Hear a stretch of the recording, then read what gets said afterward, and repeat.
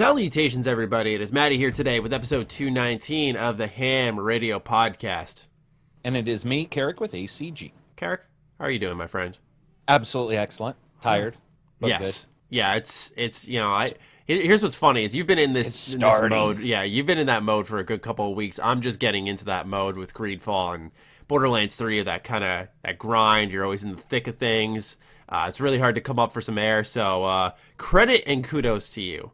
I appreciate you and your hard work. As always, ladies and gentlemen, we do these shows every Sunday at 2 p.m. Eastern Standard Time on YouTube. If you'd like to support the show, you can flick us a buck over on Patreon. There will be a link to that in the description down below. Karak's Patreon's down there as well. He can feel free to promote anything he's doing there. Just know, if you do support mine, just for $1, you get early access to the podcast on a Friday. As soon as we're done recording, Karak can attest to my quality of quick uploads. I will have that up within about 20 minutes of the show being complete. So you guys get this literally, I'd say, the moment it's done. So if you're interested in that and interacting in the Discord, best community on the planet, by all means, get involved. Karak, anything happening on your Patreon?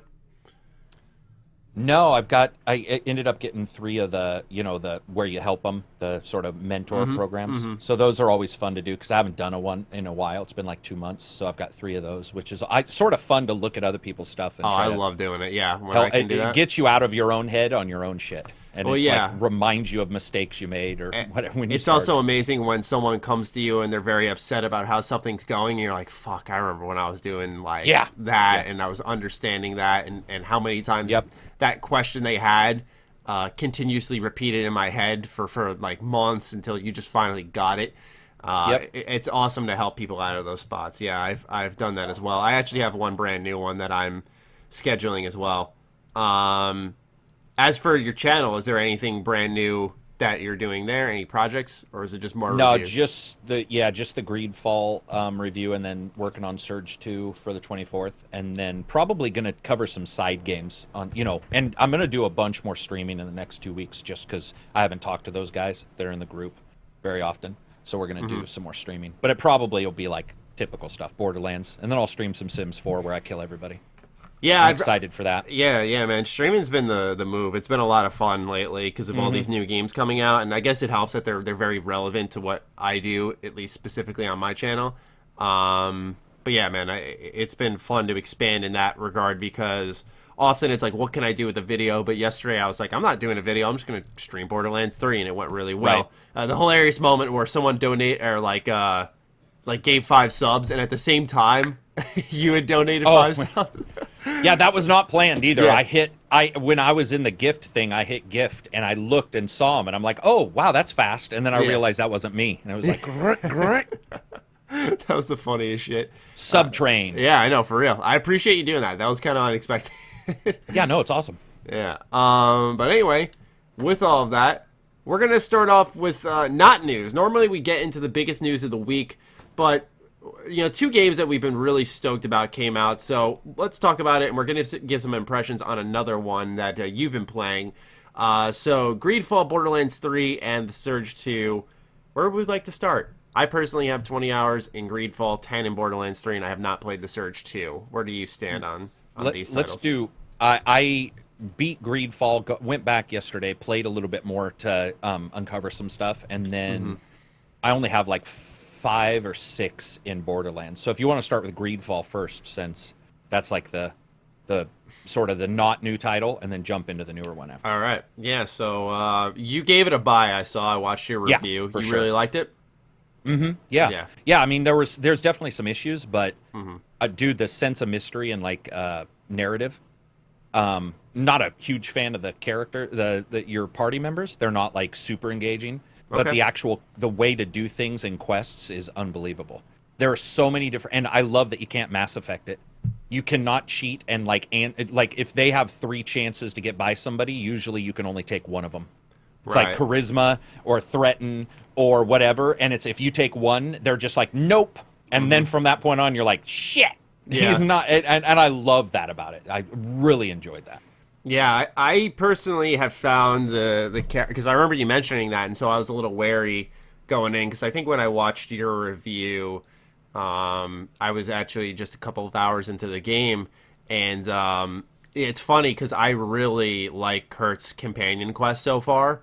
I guess it doesn't give him depth as a character, but it's more so what's happening surrounding him, and how it actually ties into the main story, we'll say. Really, really awesome moment, and you can see the impact on why you should invest your time, or maybe if you didn't invest your time in them, you could face a pretty severe consequence there. Yep. Which I loved. I this is the first game in a while where when I see like that negative on the reputation on the right, I get a little shot to the stomach. I'm like, oh no, I didn't want. Oh no, like because the game kind of responds in a very real and believable way, where you can sort of feel like a character's disappointment or something. I like Siora a lot. Vasco is interesting, but I think once again it's very much because of what I thought of Kurt, where it's the surrounding quest and his backstory. I thought that stuff was really fascinating, especially when it came to the Knot storyline. But the main story seems to sort of be the vehicle with Greedfall. I've really noted as I played it. I originally, when I was going into it, I had to adjust how I played the title. I want to know if you had the same thing, because when I went in there, I was like trying to go off the beaten path a lot, explore, and I realized I was stumbling into areas where they were reserved for quests later, or I wasn't supposed to be here at a certain time. It was for something else.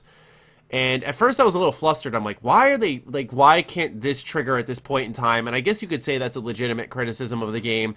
But at the same time, if you just follow the main story a little bit, the quests sort of come to you.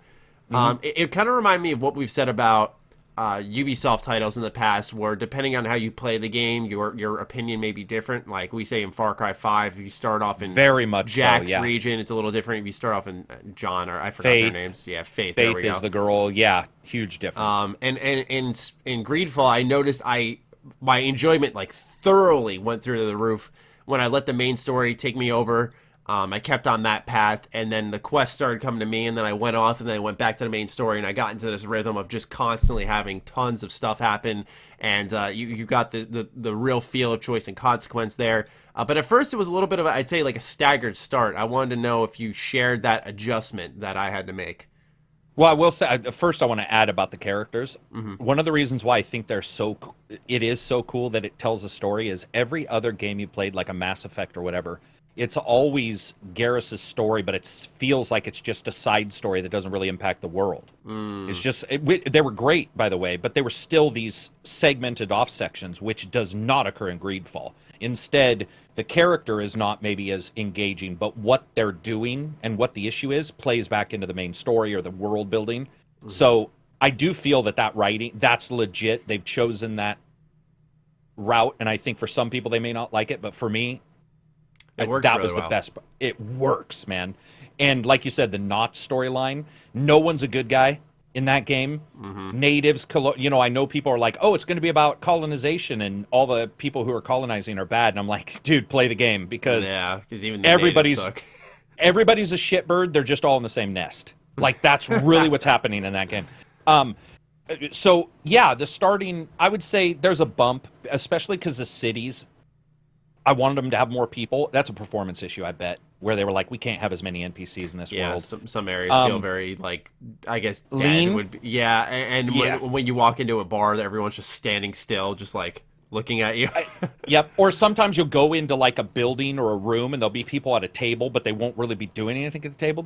So those are budget things, I think, you sort of have to understand. Yeah, you can see the cuts. Yeah. But yeah, I would say I bumped as well at the starting, I did follow, so I didn't have the issue you had. I did just follow the main storyline because it was interesting. And I love the weird words they use. I'm a freak for that, so I was like writing down a weird word, like a term that the natives used for this. And I was like, whoa, what's this word mean? So I was writing those down, and that invigorated me. It's actually amazing how context clues sort of teach you their language a little bit. That's even something that, like, KOTOR didn't do with the alien language. It just sounded like gibberish, and it was cool that I was sort of learning, like, what when they say I think it's Renagse or something like that, like means they're talking about people or like foreigners coming into their lands, and there's a negative connotation to that versus other things you're called later on as you help them out. So yeah, I would say I bumped like you did, but not as Not as bad. I would just say it was more that starting spot because it's drier than when you get to the island,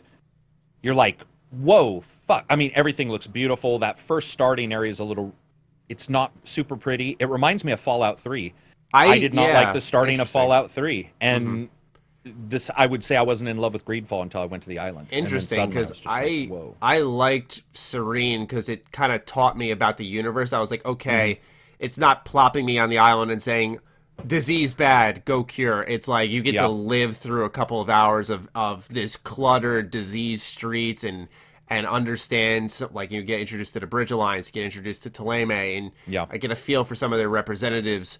I thought it was a really good stage setter. I really, really liked it. And what's interesting to me is when you're starting off in that game, in Serene rather, there's a lot of conversation options, there's a lot of ways to handle quests, and probably because it's very focused, it's that one condensed area so they can account for more. But I noticed when I dropped into Tier 4D, that's where I staggered a little bit, and then I noted a lot of conversations sort of, I used the term, took me on a ride. I would sort of sit there and it would just be back and forth dialogue. I wouldn't be pressing dialogue choices at all.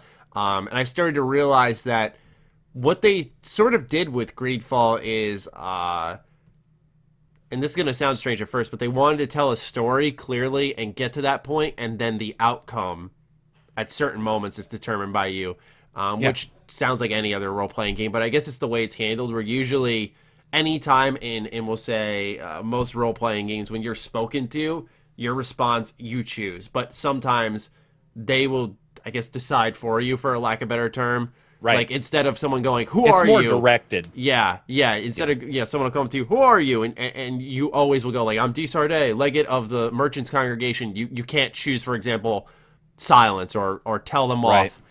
It's always just introduce yourself. Like, you're always going to introduce yourself and kind of start off on a good foot. But that doesn't mean you can't be evil. There are some pretty messed up things you can do. Yeah. I was evil. Yeah.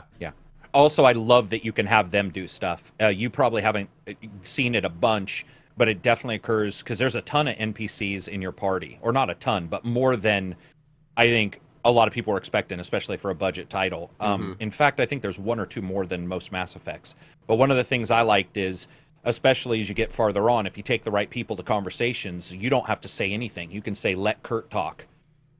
Which is awesome because whole new things pop up and you're looking at Kurt and he's talking, or Vasco or whatever his name is. You're looking at all these characters and they're talking to these people and you're all, oh, this wouldn't have happened at all if I had chosen to bring any of the other characters. And I thought that was very cool. It helped sort of flesh it out and there was a reason for them to be there versus I'm the pirate and I'm going to do pirate stuff. Instead, he was like, I'm going to talk at times. And they had a front and center sort of approach for some of the NPCs. Yeah, and it made me, when I started seeing that, I think I had Siora and I was handling negotiations with Thélème, and they were always referring to the natives as savages. And then because I had Siora with me, and she had warned me before I went in there, like, hey, I may not be able to keep my cool. Maybe you should leave me. And I was like, no, you're coming with me because I like her. She's one of my favorite characters, and I was like, I want to make sure she can see I'm going to support her in that room. I'm not going to just leave her behind, which was a different path of thought for me usually in games. Normally I ignore that type of shit, and I'm like, nah, whatever. But like, I actually had like some, I guess, legitimate emotions behind that decision. And when she was in there, she started to lose her cool a little bit. Not as drastic as she kind of sold it outside the door. But you could see the frustration was building up, and I had a choice to either back her up, kind of tell her to simmer down a little bit, or just speak over her. And I was like, no, I'm sticking up for her, because I personally, out of all the factions, and I would say it's a bad faction in the terms of writing or creation, but I have legitimate, compelling reasons to not like Thélème. I was like, I don't like how they approach their philosophy, their faith. I think they're a little hanging over your head too much. They're a little too commanding and forceful, and I was like, no, I'm sticking up for the natives here. Like, I'm on Siora's side because she's like a representative of them. And that was just such a cool interaction, because if I didn't have her there, the conversation goes completely different. And my reputation between Thélème and the natives is not influenced at all. So what I started doing when I noted that was I'd start swapping out characters based off the quest I'm going on. Like, if it did involve Thélème, I'm like, all right, we're going to take Petrus with me, because he's a representative of them. And even though he's kind of pushing his own agenda on the low, It's very interesting to have him along in those types of quests, and of course, Kurt with the coin guard or mercenary stuff. It's really awesome though how much attention to detail there really is there. And there's also no exposition dumps, which I think is probably what I like the most about him. So most games you'll be like, here's Rex, and then Rex will tell you everything about himself, and you're all, people don't really, that's not really what they do in real life. And this game is far more about an experience that everybody's sharing, and you learn more about them via the experience versus a narrative. In fact, if you try to talk to them, usually they say barely anything. Like, you try to talk to somebody in your party, and it's like the elevator rides in Mass Effect 1. You're all, come on, dude, say something. And he's like, I like frogs. Okay, that's great. And then there's no other choice. You're like, I'll talk to you later. I will say him introducing himself as the, what does he call himself? The legate. Dude, after about the 80th time, I was like, we get it. Yeah. I do wish he would have said something occasionally different. Obviously, the game is about officials doing things. So it makes sense. Playing politics. It's playing politics, which I loved, but it was funny because every time he'd come in, I'd be like, here we go. He's like Iron Fist in the TV show. And they do that same animation where they put their hands on the hips. Yeah, or when he's disagreeing, crossing he's like, I will do what I want to do, or hands on the hips when they introduce it. Yeah. But dude, my favorite probably is the old guy. He's got a great voice. Really good voice. Dude, his voice actor's fucking it's just experience when he talks. Yeah. You're like, I want to hear this guy tell me the history of the United States for like 8 hours. And every single character has these awesome plot lines that I know for a fact. I think you hinted that you got to at least one. I think. Yeah. And you kind of dabble in Siora's early on. Okay, yeah.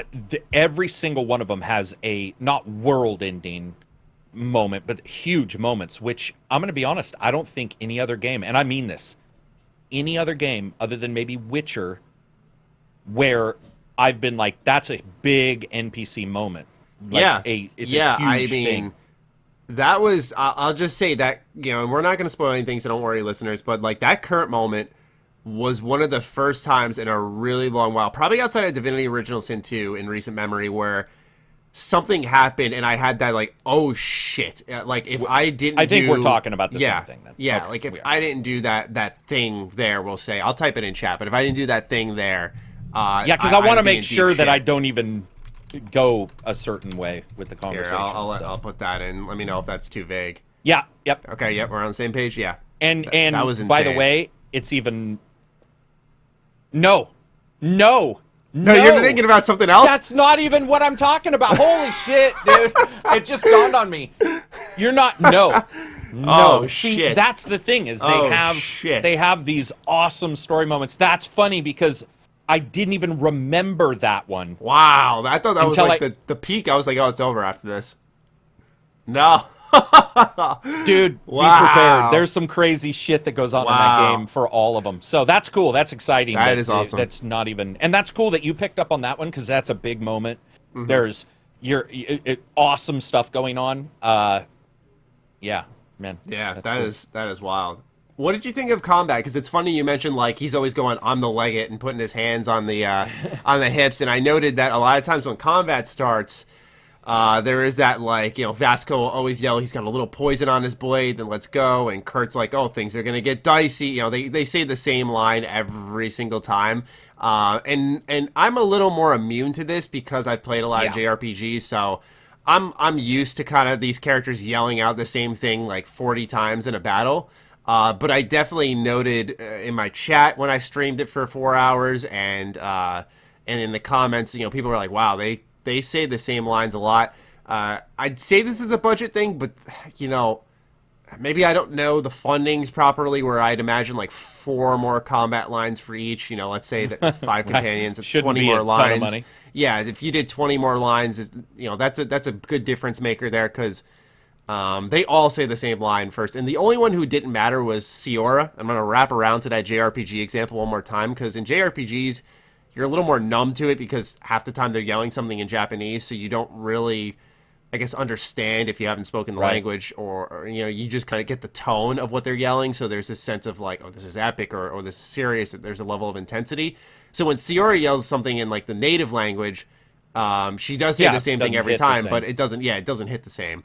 I want to know, did you share that same issue, or did it matter? Because I was like kind of numb to it. I didn't really care. Yeah, so I came off of doing Dragon's Dogma for the Switch, which you'll hear them say they're afraid of fire 8 billion times.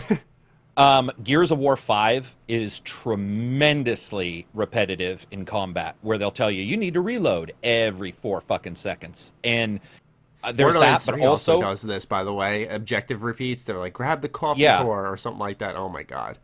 But I switched characters all the time. So I do feel that I noticed it less after. And if you play it for a long period of time, what bothered you at the starting will go away. You know, you'll have other memories. And I think for me, once I got a bunch of characters, I just started switching them in. Right. So, and I purposely was picking 2 people that, so if I did Kurt and, what's his name? I keep calling him Patronus, the fucking old guy. Petrus. Yeah. Well, it's close. Yeah, I mean, Patronus is Harry Potter, but that was close. You're on the same path. He does use magic, so. Yeah, there we go. So I would choose them 2, right? And then the very next, I would go Vosgo and some other character. I don't want to spoil it because it doesn't sound like you've got some of these. So I would pick, and then I would switch. I would keep one and then go with another guy, and then keep him and then switch out the other one. So I was getting repeats, but not all the time. And then additionally, some battles I would skirt around. Some battles I talked my way out of. So I didn't really have any. When I got done, I didn't have any lasting memory. I'll just say that. I know it happened, but I didn't have a lasting, like, damn, this was happening all the time. I get it, and I think they're right, and I certainly side with you that 4 more voice examples, as long as they weren't cribbed and connected to scripting of, like, if they're out of potions, maybe it requires more programming to get another voice in there. I don't know. Yeah. But when it comes to the starting of the battles, they certainly could have recorded 4 and said, choose random 1 to 4, play one of these. But overall, it did happen. It's just the way I played. Luckily, I did not run into that as much that it really stuck with me. But but you were talking about combat. Did you like it? Yeah, I really like combat. The only issue I've ever had with the combat in this game so far has been the, we'll call them arenas that you fight in. Sometimes, they'll put enemies in a room where it's just not suited for combat. That's happened a number of times where I'll be going down a stair set in a tight building and they'll have like 4 enemies waiting for me. And it's like natural in the sense of like, yeah, enemies should be waiting for me here. But I guess maybe it's also because I'm a mage, so I need a little space, and I do switch to my melee, but still, it's a little cluttered. That's the only gripe I've had with the combat. Otherwise, it's easily their best combat system to date. There's not that they've ever done. Yeah. There's not like a sense of sponginess to the enemies. I learned just last night when I was playing that you can, because like I said, I'm doing a battle mage, so I'm switching between a one-handed mace and the rings. And I found out that as the mage, you can keep pressing triangle and sort of keep destabilizing them until they get knocked on the ground. I thought you could only time it out like once. I didn't realize you could chain it together. So the battle mage rather that I've been doing has been a lot of fun. I like how you can press circle at the right time to stun them if you block their attack. Dodging has been done really well. I was surprised. I only got cheesed once, and it was by a boss who had like a really wide swing. But once again, that was something that I wasn't too caught off guard by. It's not like it's a Souls game where like every frame counts. I was like, okay, I got cheesed once. But overall, yeah, the combat's been fair. It's been fun. And I like the loop. I like the loop of knocking down armor and then completely weakening them and then doing insane damage afterwards. There's just something satisfying about it. And I guess because of its medieval nature, where you'll see like padded armor, but you'll see like a shoulder, like a pauldron, like, it makes sense that, you break that off. Now they're completely weak. I just like the imagination behind that. I think it fits the universe very well. So I've enjoyed the combat a lot. I was a fighter, so I guess we were exact opposites. And the only complaint I had is combos with most of the weapons I've felt. They didn't really explain to you that on a mouse and keyboard, you can do your mouse to do your light, and then you have a heavy, but you can also, I think it's the controller shift button. You can do that kick, but if you do it in time, you actually might swing the weapon a different way, and you have different combos that they didn't really like say, you can mix and match these. So I was trying to mix and match things that I thought made sense versus this other thing. And once I learned that, shit sort of opened up for me. So I would say the combat system took a little while just to understand how they wanted combos done. And also the fact that a lot of the combos, to hit that next combo, you really have to wait till the very end of a swing. There's almost no padding at the timing on that. And you have to wait till like a mace is all the way at the very end to do the next mace to like have him uppercut somebody with it or whatever. It wasn't really a complaint as much as, oh, okay, I get it. It's a little cumbersome. But yeah, I mean, combat, I like the armor system. I think that was a blast. I like to go between the maces and the swords to do different damages. And customization on your armor makes sense because you're adding either armor or health points, you know, on your so armor. Many assets, I thought that was cool. Yeah, and like the ability to add lockpicking tools onto your armor made it look cool. Plus, if you didn't have lockpicking, you could upgrade your armor and put some lockpicking tools on. Yeah, I mean, I had gloves that already gave me lockpicking, so I put lockpicking on my chest, and I had 2, and I was like, all right, I'm going to reroute these points here. And exactly. It's been a lot of fun building your character that way, because it reminded me of, once again, Divinity Original Sin 2, which you guys know.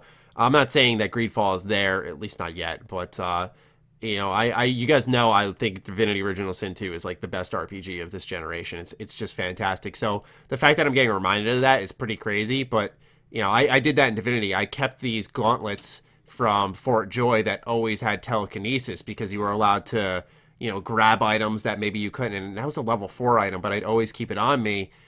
Just because it gave me that one little ability that I would have had to spend precious points when I level up into, that I'd rather keep furthering the build I'm working on. So getting creative with your items that you can equip and having skills attached to them, awesome. I love that. I love that a ton. Yeah, I have the blacksmith's customization gloves on the armor was just, it was way more in depth than, it's not even in depth really, but the idea to add skills to some of them. Like I had a hat that had intuition.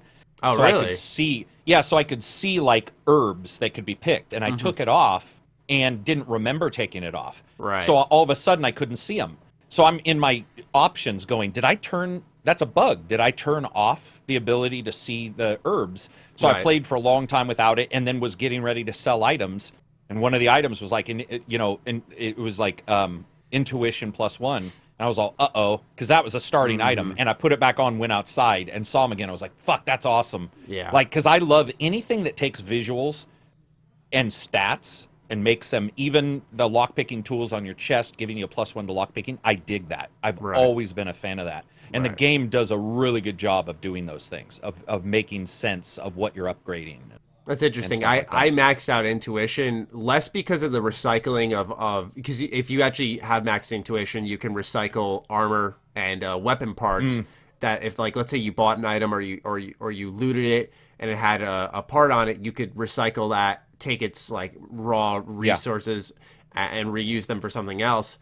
And actually, it gives you additional dialogue options, and sometimes those aren't available when you don't have your intuition up. So that was the first one I went into, because I've been able to squeak my way out of a couple of fights just by using my intuition. And I thought that was really cool. I did charisma. See, I like that there's two talking skills in that sense, because while intuition's more about looting the plants, like you said, harvesting. In my case, I also mentioned recycling. I like how it makes sense. Like, okay, my intuition would get me out of a sticky situation in a clever manner if it's available, and that's not. Sometimes you will have an intuition option, but not charisma. And I like that, because often games really just lean all in on charisma, talk. That's it. And this game does do that, but just having a second one that's available there, I like that. I do wish there was a few more, I guess, skill checks.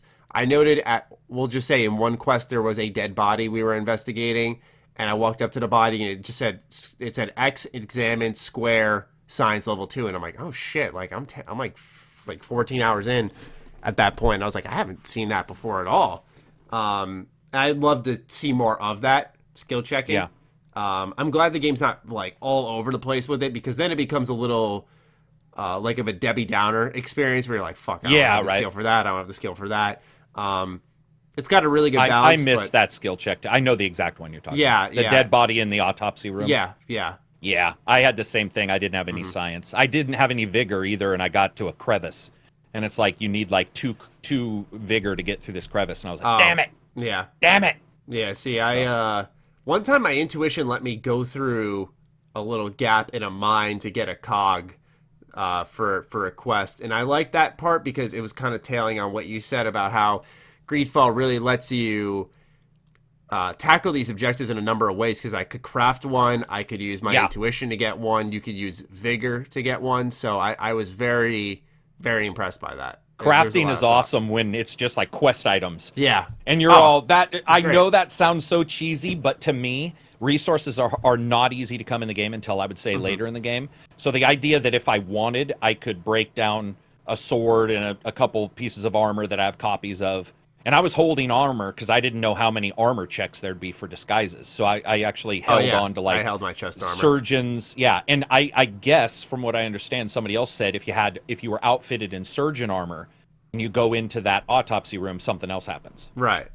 Which I didn't even. I mean, it makes sense, but it makes sense, but I didn't think about it. I guess he is like, oh, a fellow surgeon. Let me explain to you what happened or whatever. Okay.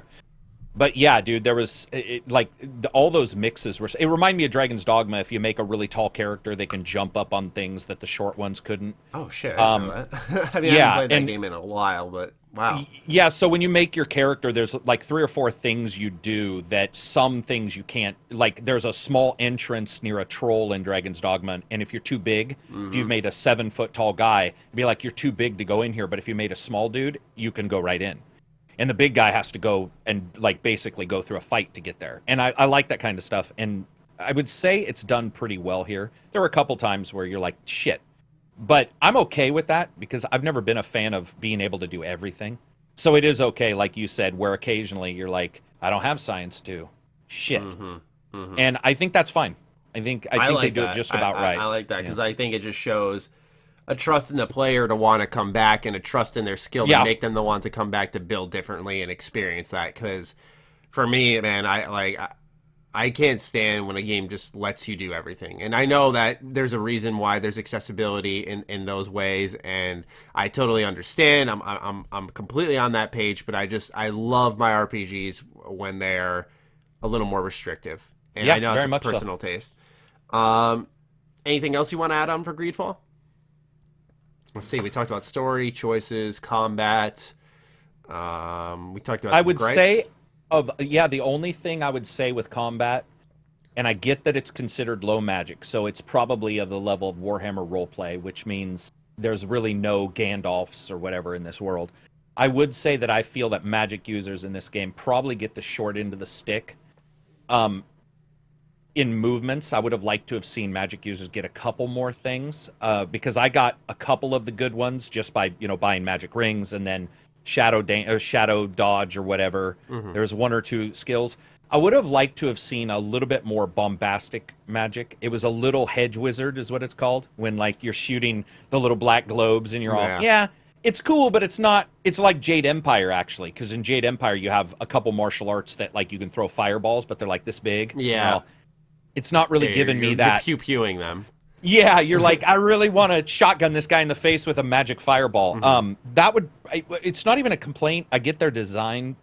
It is a complaint. Yeah, I get their design, but I wish it was just a little bit more reaching out for those magic user guys who want just a little bit more hit. I get what you're saying, because, for example, your destabilizing attack when you press triangle, it's like a powerful like palm burst with your magic, and you actually feel like the boom, but then you press L2 for your fairy attack, which is like the strongest thing you can do.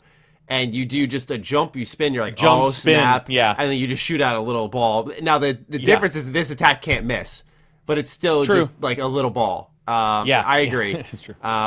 Even when I have the whole tree for attack speed, so I'm supposed to be like, and even then, it's just...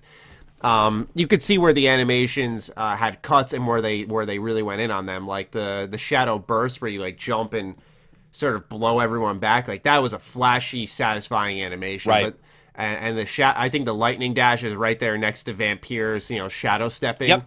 I think I told you that, didn't I? Yeah, we agreed on that. Didn't I tell you that the dodge last week? I was like, dude, you're gonna love the dodge. Yeah, because it just feels good to do. Yeah, and it has a good sound to it as well.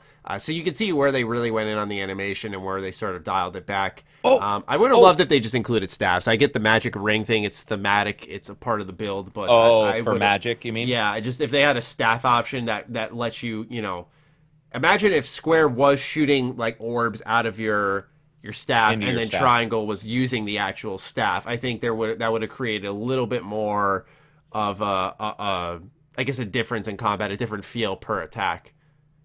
The one thing I was going to add, absolutely, I loved was the guns. The percussion. I'm saving that. Yeah, dude, the sound and the percussion and like all the smoke. When you get a blunderbuss, like a bit, and it's just throwing small children, man. I mean, it hits hard, and you're either doing it or you give one of your party members one. And they go into battle, and they unleash on somebody.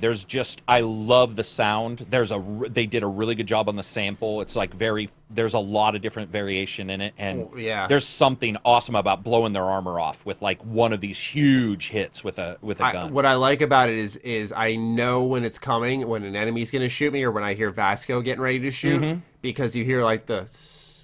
Like you hear it like the going, wick burning. and then you just hear boom, and the shot goes off. It's so good. If I like it enough, which I feel like I'm on track to, I was saving the whole gun trap thing for the next playthrough, like an evil gunslinger kind of thing. I love the idea of that and setting traps for people.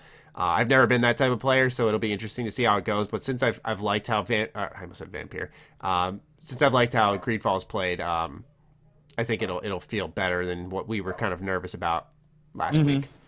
Yeah, no, it's cool, man. I'm glad it's reviewed for not only for them, but just as an RPG, it's reviewed about where I expected, which was like mid 70s, and but to see like a ton of big people liking it was really interesting. I didn't know, because it's spiders. I think people carry that shit into their reviews, like. I even saw people saying, I really wanted this to be good or blah, blah, blah. And I'm like, not a big fan of that, because I think it's very easy to start to hold expectations. That's the thing. Because I think some people will think, because we like this game so much, it's like, we're going easy on it. It's just that you have to have that factor that I think some reviewers didn't account for, which is it's a AA game. There's a different budget. Yeah. And you have to, and it's not even like you have to be able to. You can clearly see when there's a budget cut made. Yeah, like I mentioned it so many times. Like, you just look at the animations. Like, some animations are very good in combat. Like, I just mentioned two of them that are very good, and then some are just very weak and strange. And it's like, okay, you can see they're like, this one we want to be good. It's supposed to be a powerful magic effect. We're gonna do that. We're gonna get that right. Meanwhile, this one, it's just an attack. Let it serve its job, or serve its purpose rather. And so. Yeah, I think some people didn't account for that budget. It also sold like hotcakes. Yes, it's crazy. It was It's amazing what $10 less can do. Yeah, it was at Steam #1 for multiple days. #2, I think it's still #2 this morning. Dog, shut up! I apologize. Nah, you're good. If I mute us, if I mute me and unmute me, Discord crashes. So that's why I'm not muting when I yell at him. That's all right. That's all right. But it sold really well, and I think that's cool for them for the future, because I was talking about it in your Discord even. A game that didn't sell well that depresses me is Control. And so to see a game sell well to see a game sell well like this really, to me, is hope that Big Ben, who now owns them, will go, okay, we know what you can do with this amount. Let's give you another year. And this I think amount. that game will easily get 1 million sales. I think it'll. It's got, dude. I don't think Vampire was #1. I could be wrong, but Steam global sales. No, Vampire launched at a really weird time. So I think I know it has crossed 1 million now, but it took a while. Yeah. I think this one will shoot past that pretty easily, despite its launch window. And I think it's. Honestly, I think it's because of its A, underrated nature, B, it's a little bit cheaper if you're buying on PC. I think it's $45, which easily will tail into why it hit #1, because I saw a lot of folks coming in on my stream and going, wow, man, I might skip Borderlands 3 now. This looks great. Yeah, you know? And right. I think some people like a little jank. It reminds them of a simpler time, so to speak. I know that sounds ridiculous, but I think it reminds people, like, you know, there are passion projects out there. It's not always about like a AAA game that does it all, but rather, you know, a smaller team trying to do a couple of things really well, like we've just touched on with companions and story and writing and choices. That's kind of the focus of Greedfall, despite it having a solid combat system. So yeah, I think that's resonated with people. I think it's also a game punching above its weight a little bit. You know, I think a lot of people, I helped try to get things started, and I think successfully so, when I made a video talking about how no one was talking about it. And I'm not saying I am not at all implying I caused this, but I did see after that a lot of conversations start to pick up, more and more YouTubers talking about it, more people doing Let's Plays, coverage of it, and it's awesome. I'm happy for that team, because I am not like their previous work at all. You can go watch, even though I was not a super good critic way back when. I did not like Bound by Flame by any stretch of the imagination. That was not a good game. So I'm happy to see this team still alive and kicking, and they improved. I think they heard the feedback loud and clear from their last 2 games. Yeah, and I was posting pictures and like GIFs when I was reviewing it of like some of the prettier spots, and that's where it's sort of mind blowing. There's a couple, there's more than a couple, but there's a couple spots where you're running around, and you're like, damn, this game looks good. Like, there are, you know, even if it's just running through the forest, there's like, you get an idea of, it's like, holy shit, they did a lot with what they had. Yeah, and this was made on $5 million. So I think, wow, that's really, yeah, I think that's, wow. I think that's a pretty good testament to what we got out of it. If this sells well, they're doubling that for sure. I would be shocked if they didn't. Any other thoughts? No, I want to look at one thing, Steam Global Sales. I want to see who's at the top, see where they are right now. They're number 1. That's just, it's above Monster Hunter World and Gears 5. It probably, you know what's helping? Borderlands isn't on Steam. Oh, well, yeah, for the placement, Gears 5 is also available in other places. So, yeah, but here's, Monster Hunter World, that's yeah, shocking. I think even though you just look at the title and you look at their history, mostly positive is pretty rare for them to be on Steam mostly positive. Like,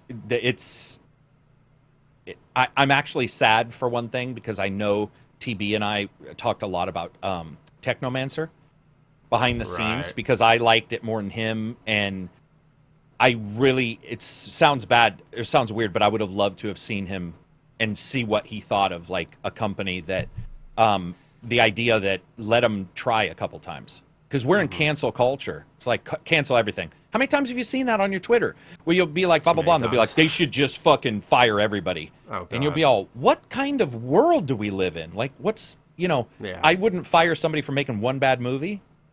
Like, that's just the way it is, you know. Oh, dude, and I would have loved to have talked to him. Yeah, I would have loved to hear that too. I remember when I made a video, I think it was something Fallout 76 related, and a lot of people were just like, they should fire Todd Howard and Pete Hine because of Fallout 76. Jesus, I'm like, man. Why does everyone's... Okay, like, look, 76 is fucking awful. I'll be the first person to say that. But why are we so quick to try to fire 2 people who helped lead Bethesda into an era of 4 Game of the Year titles in a row? Like, what kind of fucking planet are we on here? Yeah, like, seriously, like, yeah, stupidity. Yeah, they lied, they fucked up. I don't approve of their recent actions in the terms of how, you know, like, oh, we're going to do cosmetic only, and then they didn't. Don't get me wrong, but like, yeah, I just, you know, like, to act like, for example, I'm not going to be interested in Starfield because of one game. Yeah, right. And one game that's mostly handled by a brand new Austin studio that does not have anywhere close to the fucking talent that Maryland has. I'm sorry, like, that, I don't believe in that type of culture at all. I think it's ridiculous. Yeah, I'm happy. It's cool. It's cool we're talking. I mean, it's cool because we've now come off of Vampire and we're onto this, and that's why I was bringing up Vampire last week, is that I thought a lot of people would probably compare the two in some ways, and I think those Vampire, comparisons are favorable. Vampire had great, better conversations in the terms overall. In terms of how deep you could go, and I guess it's just because they you could definitely go deeper. Yeah, because in Vampire it's like, here's 30 people that have like really messed up stories, and then the way that based off your choices, I'll always remember the one of the guy who if you don't help him out somehow, I forgot what happened, or how it unfolded, But if you don't help him out, you find him in the bottom of the asylum, like completely transformed. I think if you didn't get him medicine or something. If you didn't get him medicine. Yeah. I just thought that type of stuff was really cool in Vampire. We still have 2 games to talk about, though. Would you like to talk about The Surge a little bit, and then we'll get into Borderlands 3 after? Yeah. Impressions are pretty positive. Okay. I think with Surge 1 versus 2, 2's definitely got better control, and they switched to a directional parry, and which is different. So you don't just hold the block button, or you don't just tap the block button to parry. You have to know which direction the animation's coming from. It's got a Nier Automata kind of visual representation for upgrades. So one upgrade shows you like enemies' life bars, but if you use that one, you don't have space for a different upgrade. So it's sort of got the memory. They did that in the first one, right? They did parts of that, yeah. But it matters more here because the parries aren't timed; they're directional and timed. So you need that upgrade, at least for a while, to understand. Wait, I'm sorry, I don't mean to interrupt you. This game comes out the 26th, right? 24th, yeah. Holy smokes! Or that's when reviews. Dude, it was ridiculous. They've been gold, I think, since and remember, gold means nothing. We're in the online environment, but I think they were gold last month. I remember seeing your tweet like early copy is early, back into it, and I'm like, what game could he have got? And I was like, and then you said that, I was like, what? I just put it together. Sorry, keep going. Oh no, that's all right. Yeah, it was early, especially in this day and age where you never know. Thanks Borderlands, but with this one. I also have to say it reminds me back in the day of like Dark Souls 1 with the wicker working of like secret locations and how to get back to your main spot. Love that. And I've liked them so far. I'm only about 18 hours in, with about 3 of those being like graphics testing. So, but the directional, so those upgrades, so you get these upgrades and they do visual representations on the world. You also have a drone. And the drone, I've got a couple upgrades for it. You can like shoot, heal things, find loot, and I think the other one's find enemies, if I remember right. And but he's really powerful. The problem is it requires ammo. So you have this tit for tat of like, especially because this game throws way more enemies at you at once than the original. So, which I like. So instead of just 1-on-1 most of the time, maybe 2-on-1, even in the starting city, it's not at all unheard of to be 8-on-1. And you have to move around, use location, because you can use location, so you can crawl up, like go up steps and jump off onto them with a power attack, stuff like that. So you have to do a lot of movement. There's, like I said, the directional parry matters. It's sort of... Did you do Mortal Kombat 11? Yes. Yes. Okay. So in Mortal Kombat 11, some of the fatalities, you're just like, damn, like this is an anatomy lesson. I'm like seeing inside of this died, right? That's the way this game is with the kills, though. It's pretty crazy. Like, so you're chopping off body parts and using it as weapons, right? Dude, if you were chopping them off, I'd be fine. When you take their leg off on some weapons, you just yank it the fuck off. Oh my. It's grotesque. It's hilarious. I mean, even I, who just don't care about this stuff, was like, damn. What? Wow. Like you'll target their leg, you'll hit them, you do a special, they'll fall, and you grab their leg and go like wrench, yank, and you may need like 6 legs to upgrade your leg armor. So you're basically you're just going home with a fucking bag of legs, man. Is that a kill move, or could you just tear off that guy's other leg? That would be a kill move. Yeah. Okay. So you target one right or left arm, body, head, or legs. And if you hit them just right, an X, well, I'm using the controller right now, so the X or whatever button on your keyboard will appear. You hold it as you're engaged in any other animation, and he'll try to do it. What I do like is, if you are doing that and they're attacking you, they can bump you out of that. So you have to actually know that there's an opening to hold this button down to do the finisher. Otherwise, you'll be getting ready to do the finisher, and they can pop you out of it, and you're fucked. Because just like the other game, I was telling the guys, you're like a boxer. If you get hit once, you're sort of leaning. You get hit again, you're leaning farther. You get hit a third time. If you're not dead, you're now so staggered that it's very dangerous. And so I like this. You're always off balance in that game whenever you miss a parry or you miss a block and you get staggered. And it works really well. I like the being attacked. I like that it's not a get out of jail free card. Once you're fully in it, you are out of jail for that animation, but to initiate the animation, you are not. And that I sort of dug, so that like if you don't pull it off at the right time and somebody hits you, it'll bounce you out of it, and they can kill you in that amount of time. Is this a $60 game? I just thought of that. I haven't looked at the price. I would assume it's $59.99 because I believe Surge 1 was, but I could be wrong. On that. That's a good question. That for you. And then graphically it looks good. It's got a pretty good number of options. $60. $60. Yep. And lots of weapons. I favorite everything because I'm trying to see if you can do combos between weapons, which I have not been able to do. Doesn't mean you can't. I just haven't been able to pull the timing off. But I do love that favoriting like 9 weapons is hilarious to me. I don't know why it looks so goofy because you'll be like carrying this giant, like fucking pole axe, and then you're like instantly you've got Wolverine claws. So that's a budget part. There's not a huge animation of you putting them on or anything. That's like it's a video game. I don't know. That's why I chalk it up like it's a video game. I want to switch between 8 weapons at once. I can only do that in a game. Yeah, I will say the one thing that I think it just doesn't pay off, especially coming out of Greedfall, is that story. It's the fucking amnesia, which I'm not a fan of, and it's surprised just like they even try to do a story. Yeah, no shit. Instead, it's like, oh, you've got amnesia, and now you're having vision, which I haven't really bought off on. I'm trying to think, like, what we've had: Dark Souls, The Surge, Neo, Code Vein's coming this month too, and I'm trying to think of Sekiro. Yeah, I guess Sekiro maybe. And Are you talking? Oh, I thought you were just talking about these style of games.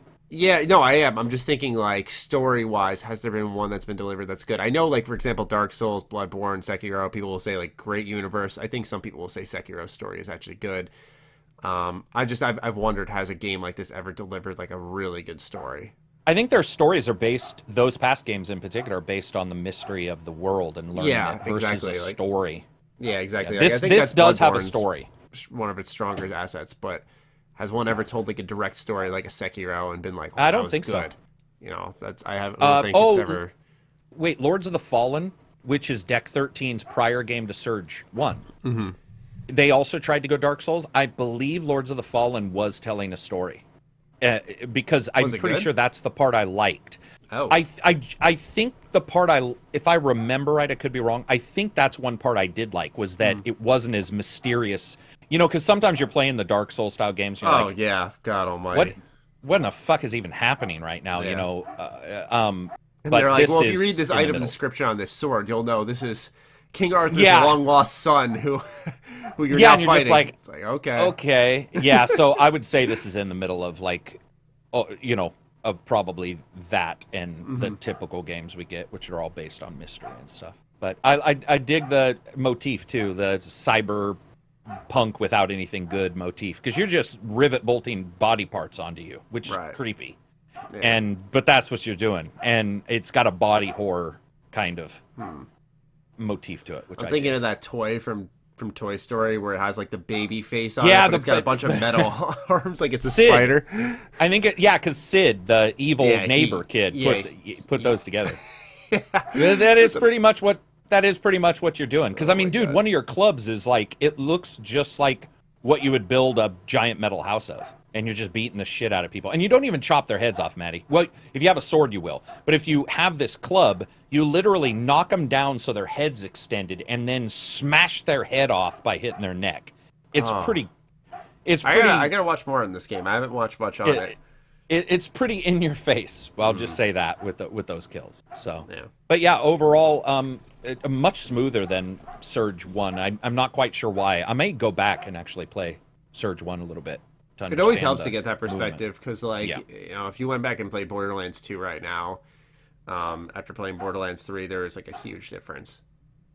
Maybe not as much in Game of the Year on PC, just because that's like they did something they had to have done something with the code in that game, by the way, because it is just so much quicker. It plays so much smoother. There was something different about Game of the Year, but yeah, there's like a huge difference between Borderlands 3 and prior entries. It just plays. I describe it as it plays like a dream. It's very fluid, very smooth. Anything else you want to tack on about the Surge? I'd love to participate. Just I haven't played it. Yeah, no, not much. It's just all those, the early impressions. But so far, obviously you can't go on too much. Yeah. So far it definitely moves and controls better, and I like the multiple characters versus the one. There is still fights with just one. But I was surprised when I went down a thing, was fighting 3, and then 3 more came, and then a 4th guy, I look over, and he's literally, it looks like he's grabbed a girder, and he's dragging it towards me. Wow. And I'm all, oh, are you fucking kidding me? There's going to be 8 guys? And the idea of like, well, I can't go over there because that's where he is now. So what am I going to do? I like that. So far, yeah, it's pretty enjoyable. Nice. For sure. But that's about it for impressions, I think. Okay. Let's talk about Borderlands 3. That's officially out now. Codes literally went out at the last possible second. I'm going to take care of this guy because I don't know what his you're good, bro. You're good. As some of you know, I did a impressions video on Borderlands 3 already. So I do apologize in advance if I'm reiterating some of that, just because as I actually record this podcast, I had recorded my impressions video like 3 hours before that, and I have not played since because it's obviously I had to edit it and everything. So there hasn't been much new thoughts coming from me when it comes to Borderlands 3. So we're definitely going to pick Karak's brain about it, but that's why Greedfall was a little more expansive in the terms of thought. But anyway, as for Borderlands 3, I mean, it plays so well. I haven't been grabbed by that story yet. But now we have Karak back, so we'll pick his head a little bit. All right. What are you thinking about Borderlands 3? So far, I've done a lot of tech testing because I wasn't going to cover it really too much. But one of my friends, well, Abzy I've talked to, he was having tech issues, so I was like, I'll get it. I can mess around with it on stream or something. Overall, the only problem I have with it is that technically it doesn't run as well as I was hoping for what I'm seeing on screen, and I'm trying to figure. That's like the big mystery that I've seen in a lot of forum threads because a lot of people are getting horrendous performance. And I just came up, man. Fucking Seltzer. Seltzer got me good. And it's this is filmed live. Yeah, and I was gonna say that's not getting edited out. I'm not writing a timestamp for that one. I think I'll like it. I don't like that kind of stuff because I can't tell if it's unoptimized or what. I know that it seems optimized more for AMD than Intel, which I do have an AMD processor in my PC. So I'm just doing some testing. Graphically, it's such a step up. You see people say, oh, it's Borderlands, more Borderlands. Yes, that's why there's a 3. It's 1, 2, 3, people. Shocker. Learn to count. Yeah, but it's improved also graphically, and I think their designs, one of the things Abzy was saying was that the designs of a lot of the enemies and just characters is really, really, really good. He really liked that, and that I'm excited to see some of that, because what I saw at the starting looked good, but I haven't seen some of the crazy stuff he's seen. I've only heard, if you haven't had technical issues, I've only heard positive stuff, if that makes sense. Yeah, no, I exactly am in that same boat. Yeah, although so I haven't heard any. The story wasn't. I haven't been grabbed by it at all. But I think I could go wrong. But I think overall they've never had super strong stories, or have they? A DLC, I think one of them had good stories. Was good. Yeah, some of the DLC, one of the DLCs was solid for. Was that Tina's that was solid? Yeah. Okay, I see that. I actually asked people about what DLC and games they like the most, and multiple people said that one. So I was assuming that must have had a good story. That's one that's really good. But yeah, I haven't heard any negatives other than the technical stuff, which I think bodes pretty well. Yeah, absolutely. When it comes to tech stuff, I mentioned this in my preview of the game so far. Some of the menus clearly aren't optimized. There were times where it did not load in at all. Like it would just be stuck on a blank screen. Like you'd see my character model standing there, but I couldn't see the whole skill tree. That happened a good number of times, or my inventory wouldn't load. I never had like an FPS stutter though, which is great, just because there's so much stuff going on screen that I'm happy that's where it works. Sometimes texture pop-in occurs, usually in the beginning of a cutscene. Once again, something I'm a little used to because I am playing on PS4 because that's where my co-op team is at.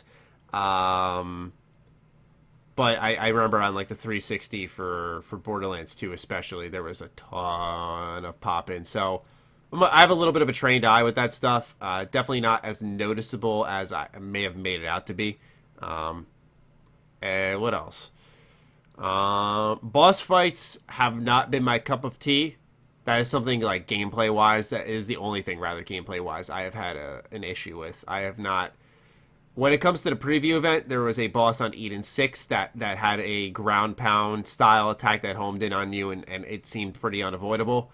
And when it came to a boss attack against Kilovolt, he had an arena-wide move that allowed him to, like, literally the entire floor became electricity. Now, I broke it down frame by frame in my video, and I think I picked up on what's probably a bug, because it kind of warns you, like, the whole arena turns a little yellow on the floor, like something's about to happen. And when I went through frame by frame, I saw this one entranceway didn't have that yellow area. So I was like, okay, I probably should have ran there, right? So I was thinking, like, oh, I made the mistake. I didn't notice it. It was getting frantic in the fight. I was tired, too, so probably missed it. And I kept going through frame by frame, so I'm there getting electrocuted, and then I see that whole entranceway is actually covered in electricity. I think that was supposed to be a designated safe area, and then you hop back into the fight once the electricity's gone. Right. But yeah, I think that's a bug that would need to be worked out. So that was the only gameplay kink I've really encountered. And it was a little upsetting because it dropped the legendary weapon when I did beat the boss. And it felt a little, like, sad because the only reason I knew I got through that boss is because he didn't do that attack that one time. So it felt like I got by through good grace, not just beating him. Or anything. Yeah. So that was a little upsetting. But overall, like I said, plays really well. Really insane gun variety. Shooting feels good? Yeah. And I really was shocked that everything felt good. Scoped revolvers felt good. Torg assault rifles felt good. The running guns, even though it was kind of like a joke in a trailer, are some of the most cool things ever, especially because they put variety in that. So sometimes these guns don't just run around and shoot when you throw them for a reload, but they actually will run. And I have a shotgun that's devastating at point blank, and then when I throw it, it's now a running gun that jumps at its enemy, blows itself up, and then it blows up into little clusters, which then blow themselves up. So you throw pretty much a gun that turns into a cluster nade when it hones in on an enemy. I thought that was awesome. And that plays into builds. I really like the skills that are seemingly diverse. My friend is playing as Mose. My other friend's playing as Zane. I'm playing as Flak. Flak is a huge damage dealer when it comes to crit. So I'm pretty pumped about that because I wanted to build him with like a sniper and a shotgun. And those are probably the two easiest to land crit attacks on. So I'm really psyched. I've been enjoying it quite a bit. A lot of quality of life changes, though. I think that's the biggest. Like what?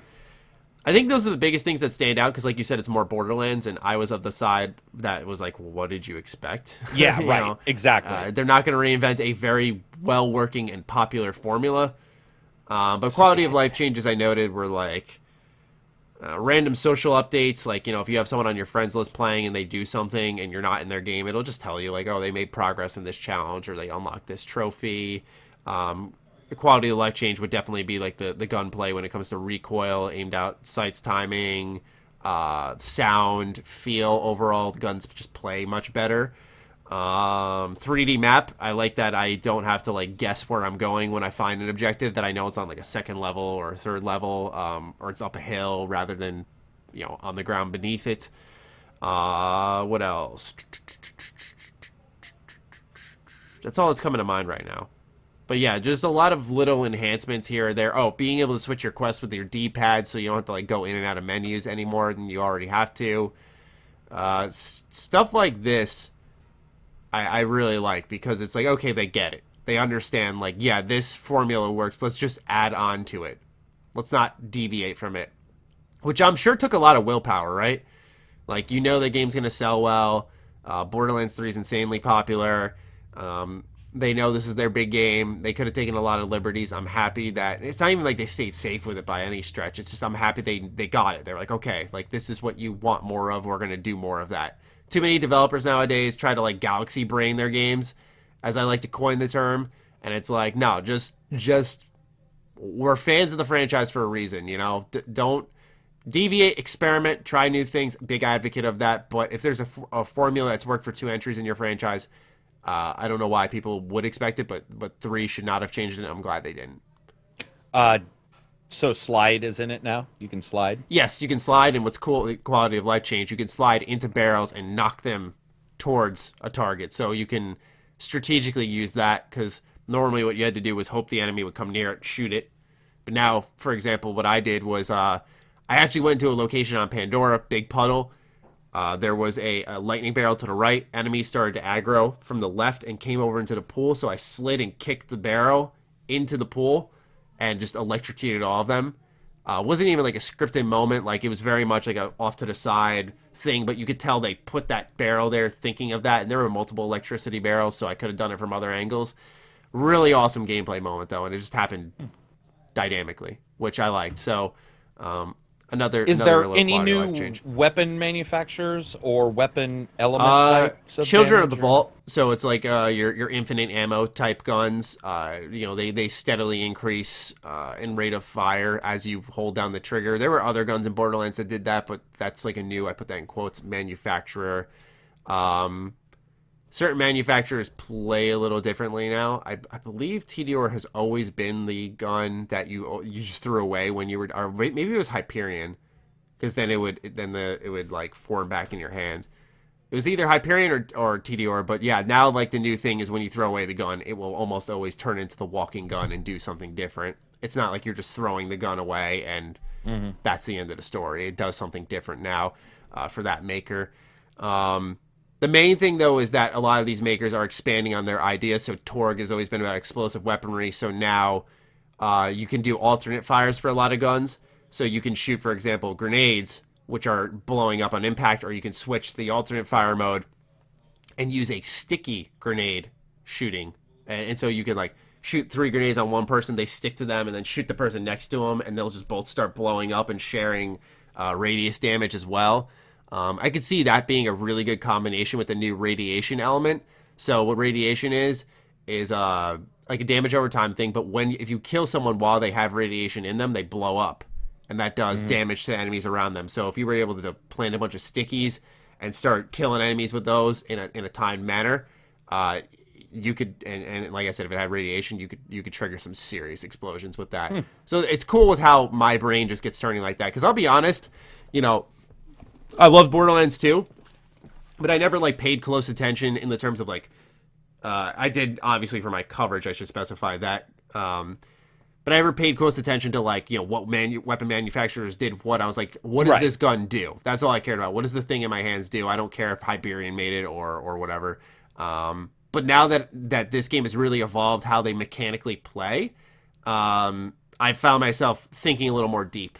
And it helps that the game's just a lot more fun to play. Not that 2 wasn't or 1 wasn't, but these guns play so well, I want to learn more about them.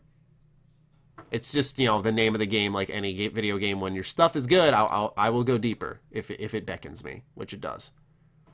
Is there up-close attacks with weapons? Or is it like melees? Or is it just the butt of a gun, yeah?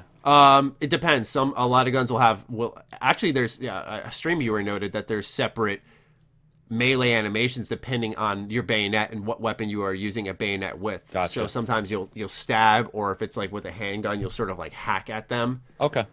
So yeah, there are different melee animations compared to, sometimes you will just like, with Flack, he takes out like a hatchet and just, if you don't have a bayonet, you'll just swing that hatchet. Bayonets have always been in Borderlands though. Difficulty-wise, you have normal and hard, I think I saw. No, it's actually easy and normal, which is something I'm a little disappointed with because the game's kind of smooth sailing.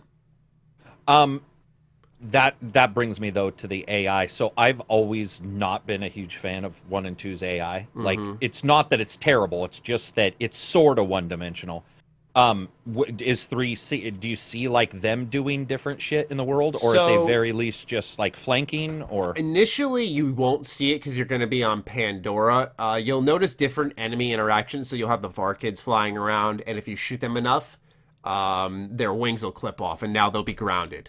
So you'll have variety in that sense.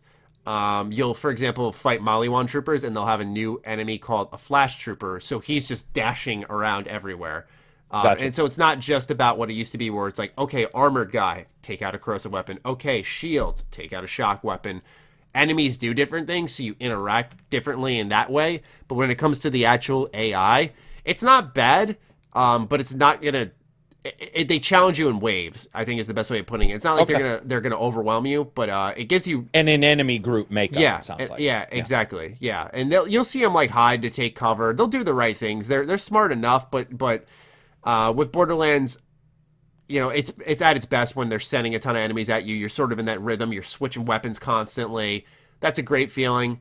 You can tell it definitely got toned down. I'll mention that as well.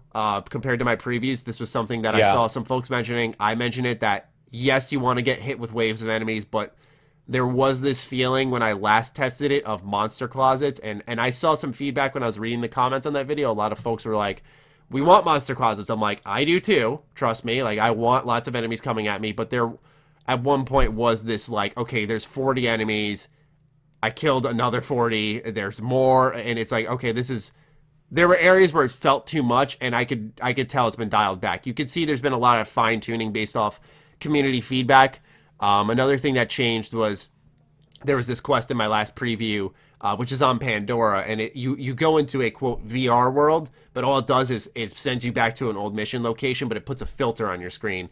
And originally the filter was a blue static almost to signify like VR, but then they had this white kind of trickling effect that was just rippling down your screen, and it legitimately gave me a headache. It was terrible.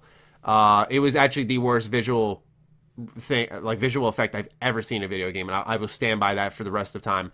But they did remove that. So they in the final game, I mean. So, and I verified this. So they have done fine tuning, and I think they, as developers, knew some things were a little overboard with the game, which I can understand. It's a very overboard franchise, so it's easy to get a little carried away, I think.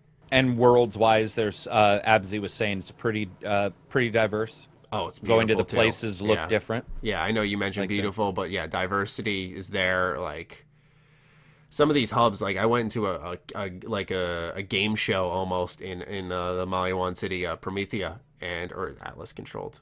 I think Atlas controlled, Maliwan invaded. I'll have to double check that, but there, I was in the area I've seen before for my first ever play test of this game, and I'm like, wow, this like the Metroplex area is like so like it reminds me of like a general city. I've never kind of seen that with Borderlands.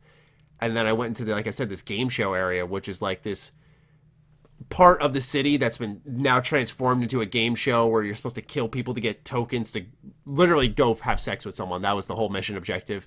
But obviously you're trying to kill the person that, he thinks you want to have sex with. And like the way it was transformed, and also the day and night cycle that the worlds go through transforms how it looks. So lighting plays a big impact in this game. Something that we actually didn't mention for Greedfall. Greedfall has a day-night cycle as well. Yeah, true. Which is quite nice. I'm happy that games are starting to do that more consistently. But yeah, beautiful looking game, diverse world so far. Really enjoying it. Yeah, it's great. I'm really liking it. Yeah, from what I saw, like I said, it was pretty interesting to see nobody really having an issue with the gameplay stuff, which is nice. Usually it's a really hard gameplay system to fight against. I think it's one of those things. If it's not for you, that's fine, but it's very hard to argue this is bad. Yeah, right, which is good. And I think most of the reviews I saw saying the same thing. Yeah, like if you like, I will say if you like Borderlands, it's. Oh, go ahead. Yeah, no, I was just gonna say because you mentioned reviews. I remember one talking about how the humor sucked. And I defined it as humorous, not funny. And do you get what I'm saying by that? Yes. Yeah. Like, I will smile or I'll smirk, but I've never been like, we'll say South Park, like, kind of like, holy shit, they did that. That Borderlands, I guess, never had that. It was more like a dark sense of humor, but I haven't had like that really big laugh out loud moment outside of like one time. Dude, I don't think I've had that outside of one time in games. Yeah, I'm a tough customer when it comes to games. I mean, South Park gets me good, but I just think of that Jared Subway boss fight, and I'm like, holy shit. But to me, it's audacity that makes me laugh in games, and that's what South Park's known for. They have the audacity to do that. That's what I'm saying. Like, that's what made me burst out laughing when like a fight actually started with him. I'm like, you're fucking joking. Yeah, you're joking, and I think. I don't know if anybody should ever be expecting Borderlands to be, or most games. I mean, it's pretty hard to make a game be funny just because of like how humor works and interactivity and stuff. So, especially the gameplay's so serious, like you have to focus. It demands your attention, and it's hard to switch gears like that. I think it's like inhumane almost to do that. I don't know.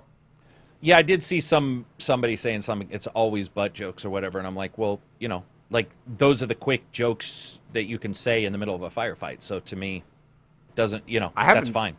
Butt joke. I've heard sex jokes twice. Yeah, there was like one review I saw. It was like everything's a butt joke or maybe it was sex jokes or whatever. And I guess I just don't really care about that stuff. I didn't pay attention to the review enough to care. Those kind of things are just, I think they're also very up to the player more than almost anything else is humor. Well, horror and humor, I think, are hard to pull off. Yeah, they're the most subjective things that you have to really difficult. Carefully deliver in your review. Like, hey, you may think it's funny, I don't. Other nations have different myths for their horror too. So like Japan-based horror is way different than like a Euro-based, like what we even consider scary, what our fairy tales are. And so I think with humor, it's the same exact thing. Where at the same time, I think graphically, most of the time, anybody can go, that looks good, that looks realistic. But it's hard when it comes to humor or horror to like Everyone's hit got everybody. Sense of humor, yeah. Yeah, how are you going to hit everybody? So, yeah, it sounds, like I said, I haven't heard any complaints, which I think is really surprising. I mean, other than, the stuff about the review stuff. But other than that, yeah, I haven't heard any complaints, which I think that speaks highly of the game if they're talking about the process in which... Because I think a lot of people were worried it would be crappy because of that process. And instead, at least everybody I've talked to, all the tweets that I saw, people were just like, yeah, it's a blast. So... Yeah, it's good for me. Hopefully have they lodged out what their DLC will be, or are they pretty secretive about what oh man, they did. I kind of went on like, because here's the thing is like I previewed it twice. I put 7 hours into it. I was like, okay, like just for my own enjoyment and for coverage in the future, I kind of just went black on the title. I just was like, okay, I'm not gonna That's the way to do anymore. Yeah, I was like, okay, I've done my work. Last preview's in. I've played probably more than I really should have. I want to be able to enjoy this, but I also want to be able to like have a fair approach. So I know they announced content plans for after launch, but I don't know what they are. I think they said first story expansions in December, maybe.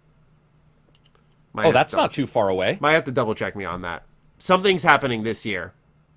I know something might be happening in November for free. I don't know if you're looking it up now or not, but something's happening soonish for Borderlands, so that's pretty good. Yeah, it's going off pretty quick. I think their first patch will definitely be optimization, but now I'm a little curious.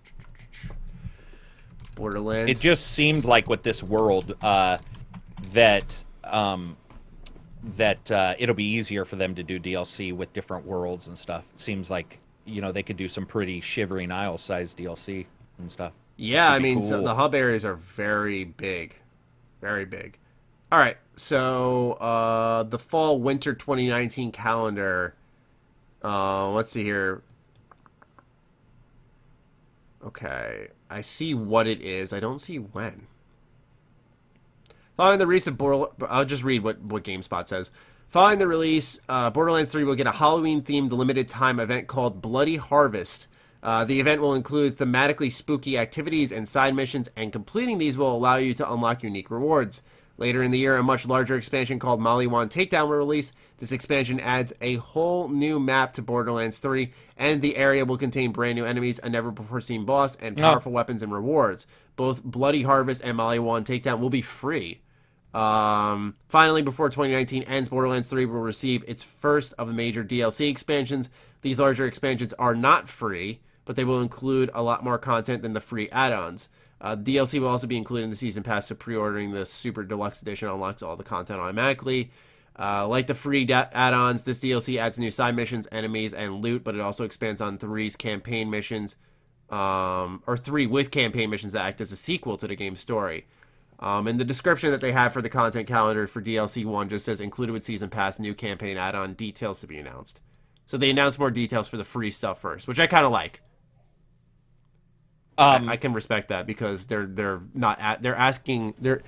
pretty much saying like, here's what you can get for free, spend your money later almost. Is there any like battle royale modes planned, like 16 versus 16 or something? No, and I don't think there ever will be because Randy Pitchford said like right when they first revealed the game at that like catastrophic PAX event, that they were like, hey, we're not doing Battle Royale. That's not our thing. So gotcha. Unless it's something that they have down the pipeline later, as far as I know, they are not doing that. But what I wanted to do is what we promised last week. We're tying in patron questions to these topics. Natural Calamity had a question about RPGs, and so I wanted to throw this in here because we were talking a lot about Greedfall in this section of the podcast before we move on to news. In RPGs, do you make decisions as yourself or as a separate character, and why? For me, trying to separate myself from my decisions is difficult, and I feel guilty. See, I feel like I let video games be that way to tap into, like, for example, if I was Evil Maddie, what would Evil Maddie do? Evil Maddie wouldn't give a single fuck. So it's like, okay, that's how I'm going to do it. So I'm always choosing as myself. The first playthrough is always not like, I'm going to be good, I'm going to be bad. It's like, what would I do in this situation? And sometimes you fuck up. Evil Karak is Karak. It is Jeremy. I'm not lying. I make no bones about it. I'm usually pretty evil. I will base if I like a character, I'll help them. Mm-hmm. But I will say that's for the next games, the next times I play it. Mm-hmm. So if I do play it a second time, I've told you this multiple times, but one of the best things I ever found was that role-playing sheet that the guy made, where you like roll up 3 or 4 attributes and you play those even though the game isn't prepped for it. Mm-hmm. So like you could play Mass Effect 3 as a racist against, the Geth, or sorry, not the Geth, but like Rex's race, and you have to choose Krogans. You have to choose whatever options seem like they make the most sense. Like, I'm never going to take Rex on a job because I don't want to be near him. Those kind of things. Mm-hmm. So those are fun to do. But when it comes to the normal game, it just depends. Because I would say I played Greedfall mostly nice, but if something sets me off, I do hold grudges in games. Mm-hmm. For sure. Yeah, because I held grudges against the natives in Greedfall. A certain thing happens, and I'm just like, I know what part you're talking. I think I know. Is it a side quest? Yeah, and I'm like, I'm going to bury all of you fuckers for the rest of the game. Like, I'm going to bury every fucking one of you. And hold on, I gotta see if we're talking about the same thing. Hold on. Oh, you're going to type it? Yeah, I'll just type the name. Hold yes. On. Yeah, the tribe leader. Yep. Yep. Okay. Yep. So I was just like, "You're fucked. You're all fucked," and that's the way. That's the way I play. I never feel guilt in a game though. Like you know why? Not only that, Matty, but half of the games have you starting out smashing people's shit and stealing their stuff while they're standing there. Mm-hmm. Until they figure out a way to like stop a lot of that stuff from happening, it still feels really gamified to me. Yeah, Dragon's Dogma starts out with you smashing boxes right in front of people and just wearing their shit. And you're talking to it's so audacious that I'm just like, man, look, what are the most original, popular video games of all time? Pokemon had you walk into people's front doors, into their house just to talk with them, and they would exchange with you in friendly conversation. So it has been gamified since day one. I don't see it ever changing. Don't feel guilty. It's a video game. Don't feel guilty. It's fun just to make choices and if you make a wrong choice, just roll it. The best thing you can do, because Greedfall does allow save scumming, which I like, and I was guilty of it as I learned the systems early on, but the best thing you can do when the choices just start rolling and the story's taking its own path, don't feel bad. Just let it take you away. That's the coolest part. That's what I do. That is absolutely the coolest part. It's so easy to get caught up in wanting to perfect your playthrough because you want it to go a certain way. Save that for later. When you have an actual goal, but for now, let the choices take you on a journey. I think that's organic. Is the best way to play a game. I just feel treat it like life that first time. You can't rewind life, so you make a choice, you fuck up. All right, learn from it and see what you can do better next time. See if you can undo it. If not, video games that do RPGs right often don't let you undo it. So best of luck to you in Greedfall, I will say. yeah. Greedfall doesn't have a lot of turnaround points. No. If there's a choice, think about it. Of what you want to do. The best is when you're hit with a choice and then you're just it doesn't have an option to walk away. You're like, shit. Yeah, or especially in there, you get 2 choices in. You do that first choice, and the narrative keeps going, and you're like, oh yeah, there's no I'm vested now. Yeah. There's no I've bought my stocks. I got to ride this price out. Yeah, man, it's ridiculous. All right, it's time we get into the gaming news, Karak. after an hour and 23 minutes of just talk. So, what I want to do... Oops, hold on, I wrote down the right timestamp. What I want to do, Karak, is introduce to you the secret news I was telling you about. So, normally what I do, ladies and gentlemen, before every show, I'll send Karak a DM, and I will brief him on what we're talking about. He'll add in whatever he wants to talk about, and we'll go from there. But this time around, I was like, look, this one news bit is just too good. I can't tell you it. I'm going to trust that you haven't heard about it, and we're just going to roll with the punches. Karak was kind enough to oblige me, so I'll start off by reading. KFC is making a game. No, I know it. Oh, fuck. Continue to read it. This is amazing, by the way. Continue. Called I Love You, Colonel Sanders, a finger-licking good dating simulator. This game features 9 lovable characters, multiple hours of playthroughs, dating Colonel Sanders, secret endings, secret recipes, cooking battles, battles, earn a degree in culinary school, 11 herbs and spices, cute miniature food, and is officially created by AFC. Too much football. KFC.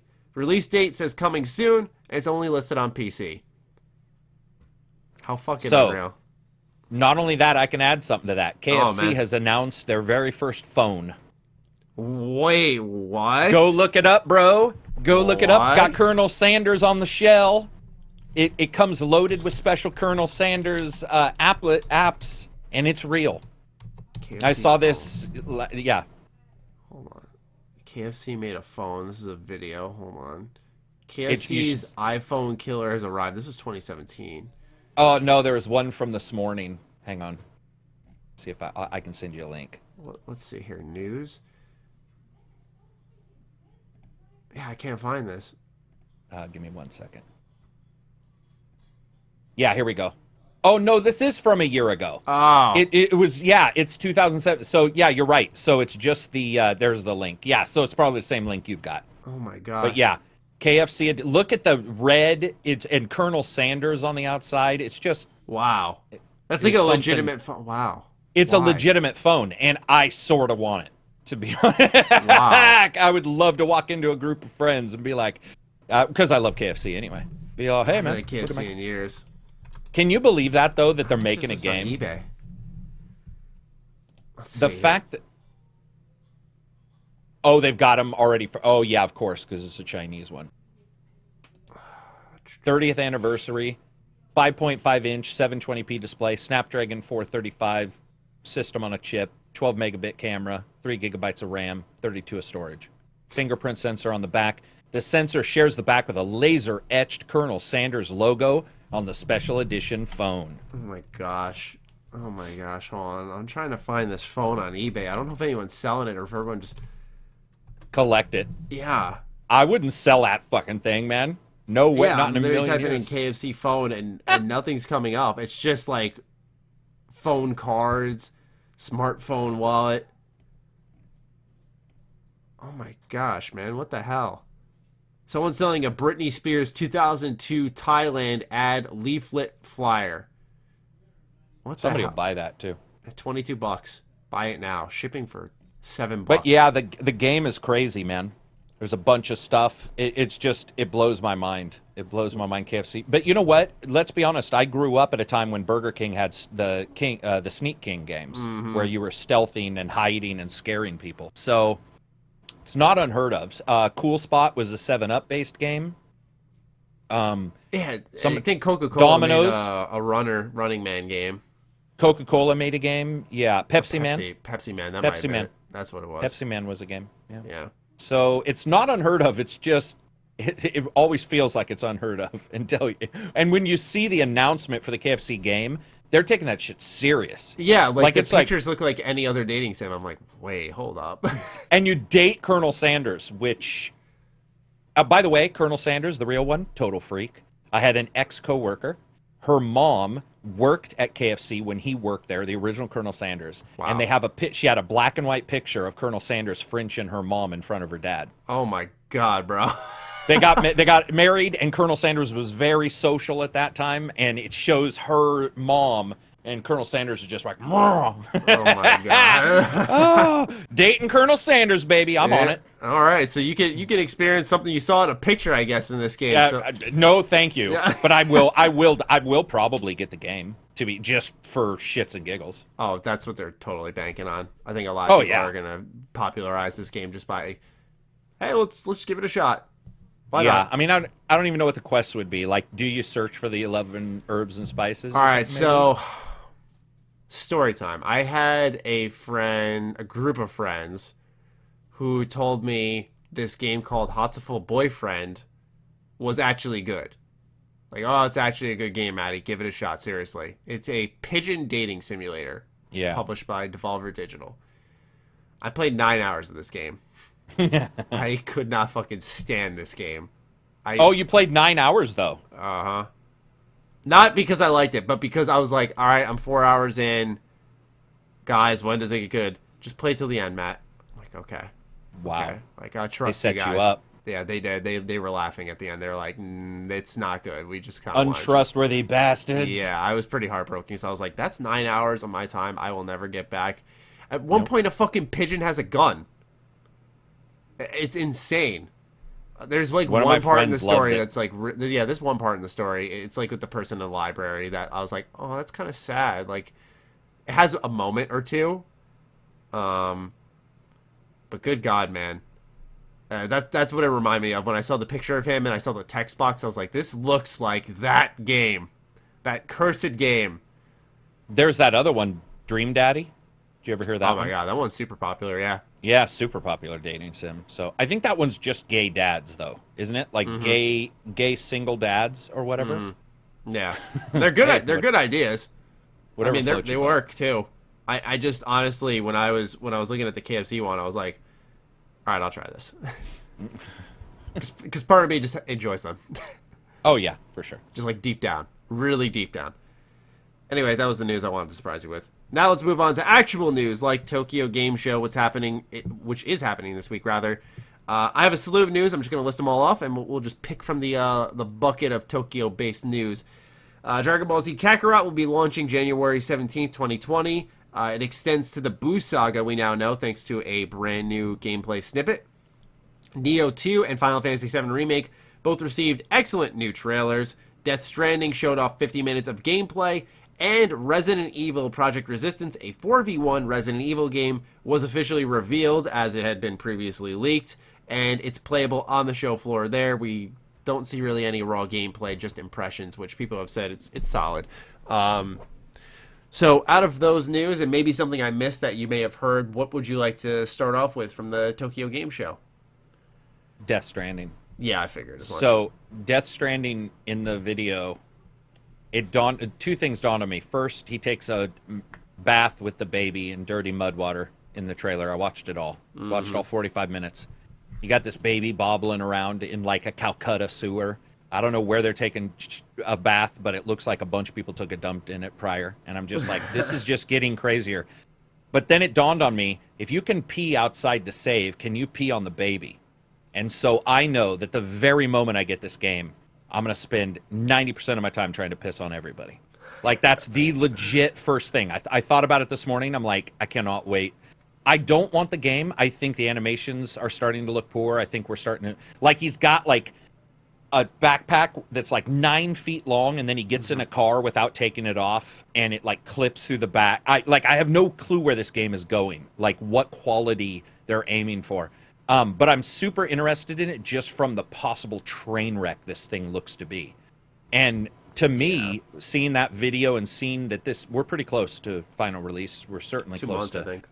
Yeah, we're certainly close to them going gold and getting it wrapped up. I don't know, man. I don't look forward to it in a gamer sense. I look forward to it in a just what the F is going on sense. From both a development standpoint and just as a game. So I'm really interested in that. I'm in the same boat, and so is Lee Martin. He posts a Patron question. What do you make of Death Stranding? Because to me, I still have no idea what they're doing.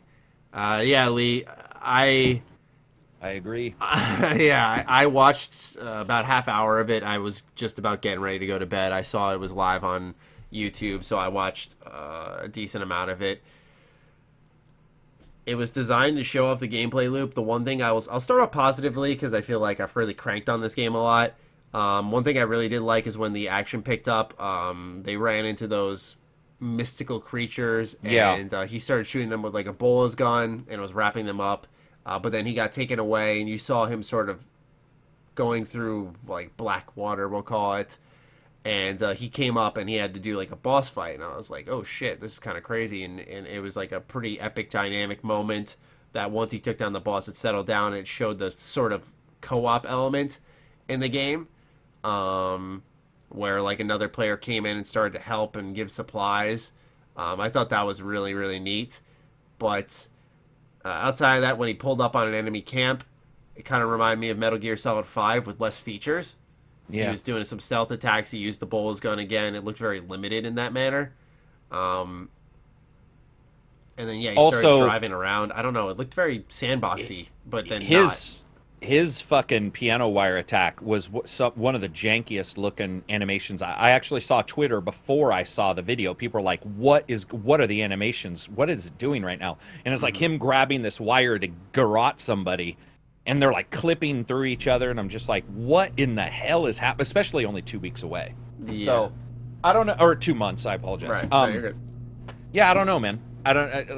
There's some stuff that looks cool. I think it's just going to be one of those games that's like the solitary.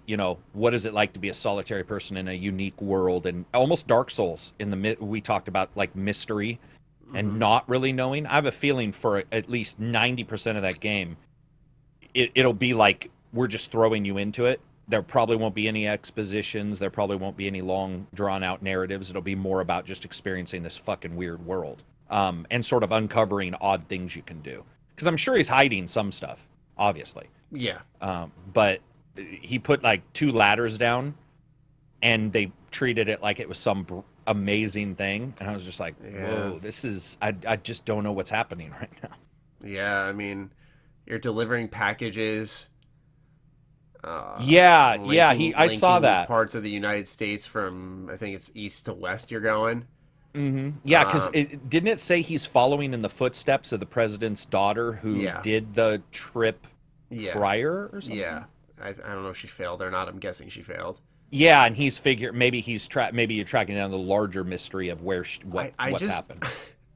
I can't help but say it reminds me of 76's story. It really does. You're literally following in the footsteps of the overseer and kind of trying to do what they couldn't do. It's hilarious. It really is. I imagine it'll be better than that, of course. But I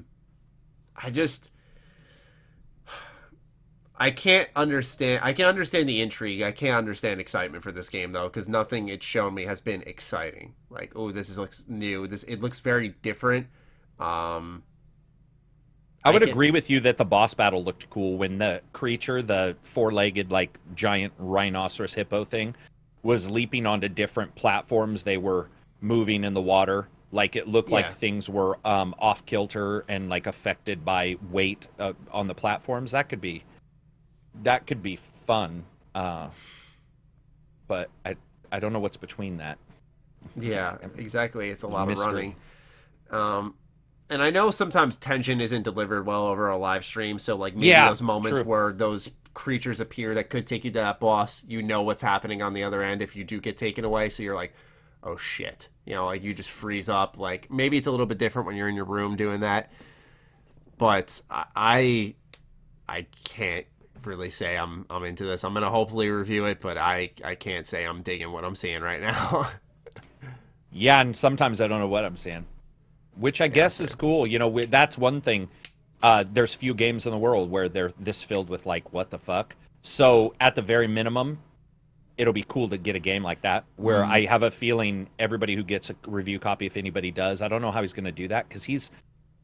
Am I glitching? No, you're good. Sorry, on my side, I'm having issues. It comes and goes. Census update. But it'll be interesting to see like what everybody's impression are, who gets the game, and like plays for the first like 5 hours. Mm-hmm. I just have a feeling there's going to be a lot of people who are just like, oh, it's an indie, it's indie, so it doesn't need to make any sense. And then other people are being like, it's an indie, it still needs to make some sense. and the arguments that go about that. That'll be fun to see. I'm just afraid that it's going to be sort of like Breath of the Wild, I think of Mario Odyssey, where when you lay down some legitimate criticism of the game, like a lot of people just kind of harp on you. Oh, sure. Little afraid of that because, I don't think it'll be boring per se. I think it'll be intriguing and engaging when you have your hands on it to some extent. I think I should say it has the potential to do that. But I'm afraid because a lot of people are like really psyched about this one because it's Kojima.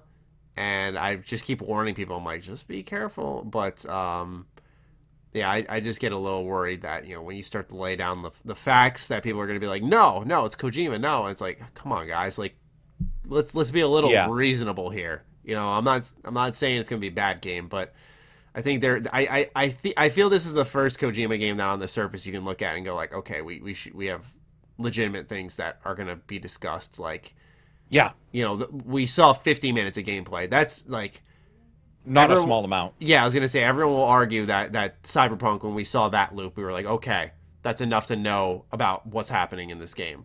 I think the same applies for Death Stranding, especially when it's 2 months off. Yeah, that's a good point. Very much so. Yeah, so we'll see with Death Stranding. Was there anything else from Tokyo Game Show you were interested in? Final Fantasy VII Remake trailer, maybe? No, didn't even see that yet. Oh. I saw the one they did. What was that? Was that E3?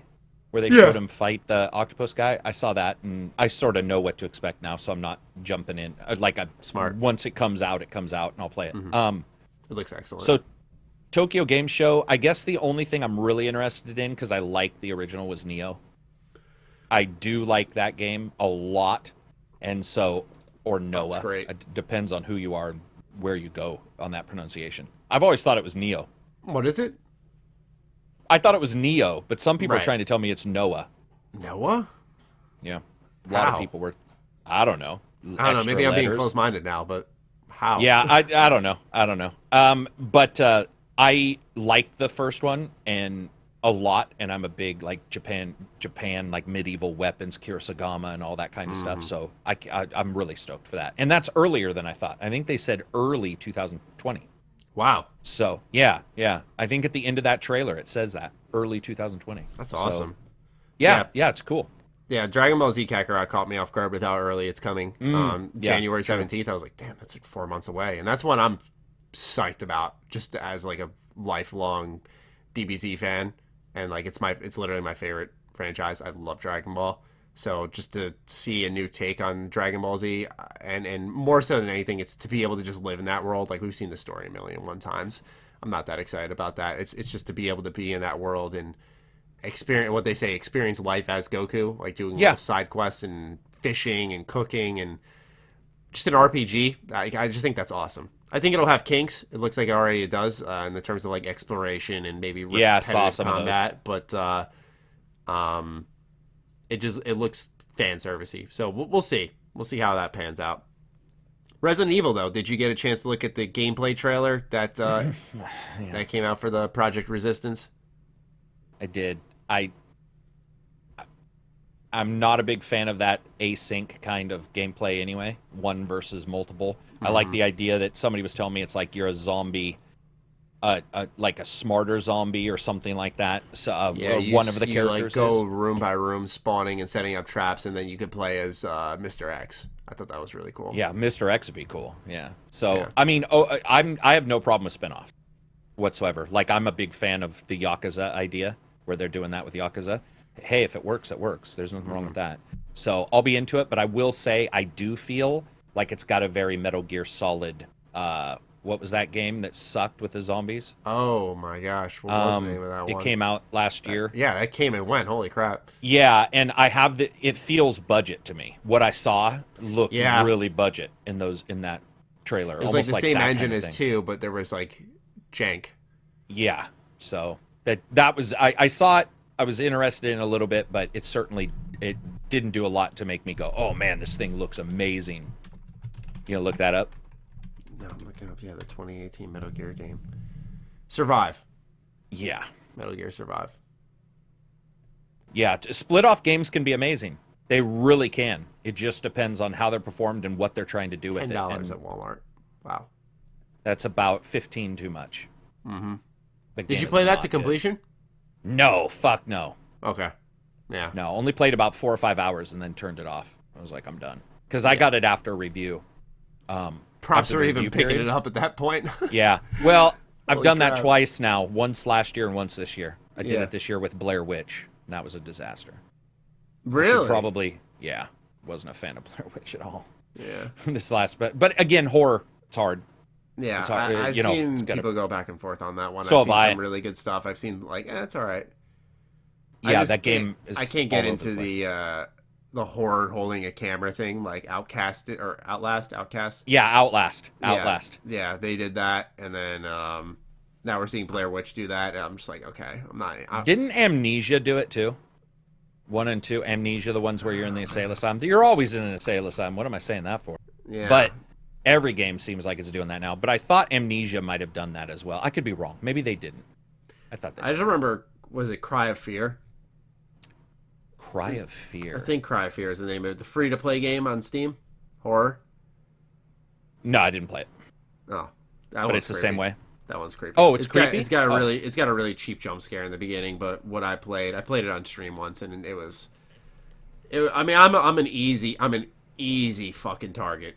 Like you want to scare someone and get your typical YouTube reaction, maybe not as extra and overzealous, but like the legitimate, like, oh, like that, like, yeah, you'll get that out of me. Like, I don't even do it to sell it to the camera. I'm just like I get anxious with those games so easily. Like, oh my God, the fact that I got through Resident Evil 2 and 7, like Resident Evil 2's playthrough as Claire gave me fucking anxiety. Oh, did it? Getting chased around by Mr. X a fuck ton. I think getting chased can certainly give me anxiety. I'm not a big jump scare fan, so well. But 7 I think did a good job. Yeah. Yeah. 7. Oh my God. 7 will probably go down as that game that just, to me, never gets the even though it got pretty good reviews, just won't get the recognition because it was a Western style, Yeah, it's a shame. It's a shame. But it is. All right. With all of the news now done, we can move our attention to some quick patron questions. We didn't have many, and then they all flooded in literally half an hour before the show. So let's get started. We answered a couple that were relevant during our show topics like I had promised. So let's get going with... Hold on, this whole thing reset.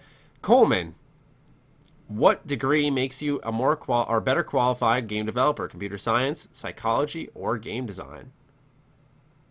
He also asked what traits make one too. So it seems like Coleman's interested in becoming a game developer. I know Sleeve, who's a game developer in my channel, he would say game design. Like anything from one of the... Right? Yeah, psychology would certainly make sense depending on what particular game you're making, but it wouldn't be as transferable moving from game to game. I was going to say, yeah, that would limit your skill set. I would say game design makes the most sense because then you just have a broad knowledge of separate things, and once you get assigned to a studio, you sort of hone your craft, I'd say. And I think most of the producers I talked to probably went for that. Mm-hmm. Or business, strangely enough, because producers handle every aspect of a game. Mm-hmm. So. Art is another one. Like your lady that you like so much from Bethesda who left. Ikumi. She just left. Yeah, I believe she has a big art background.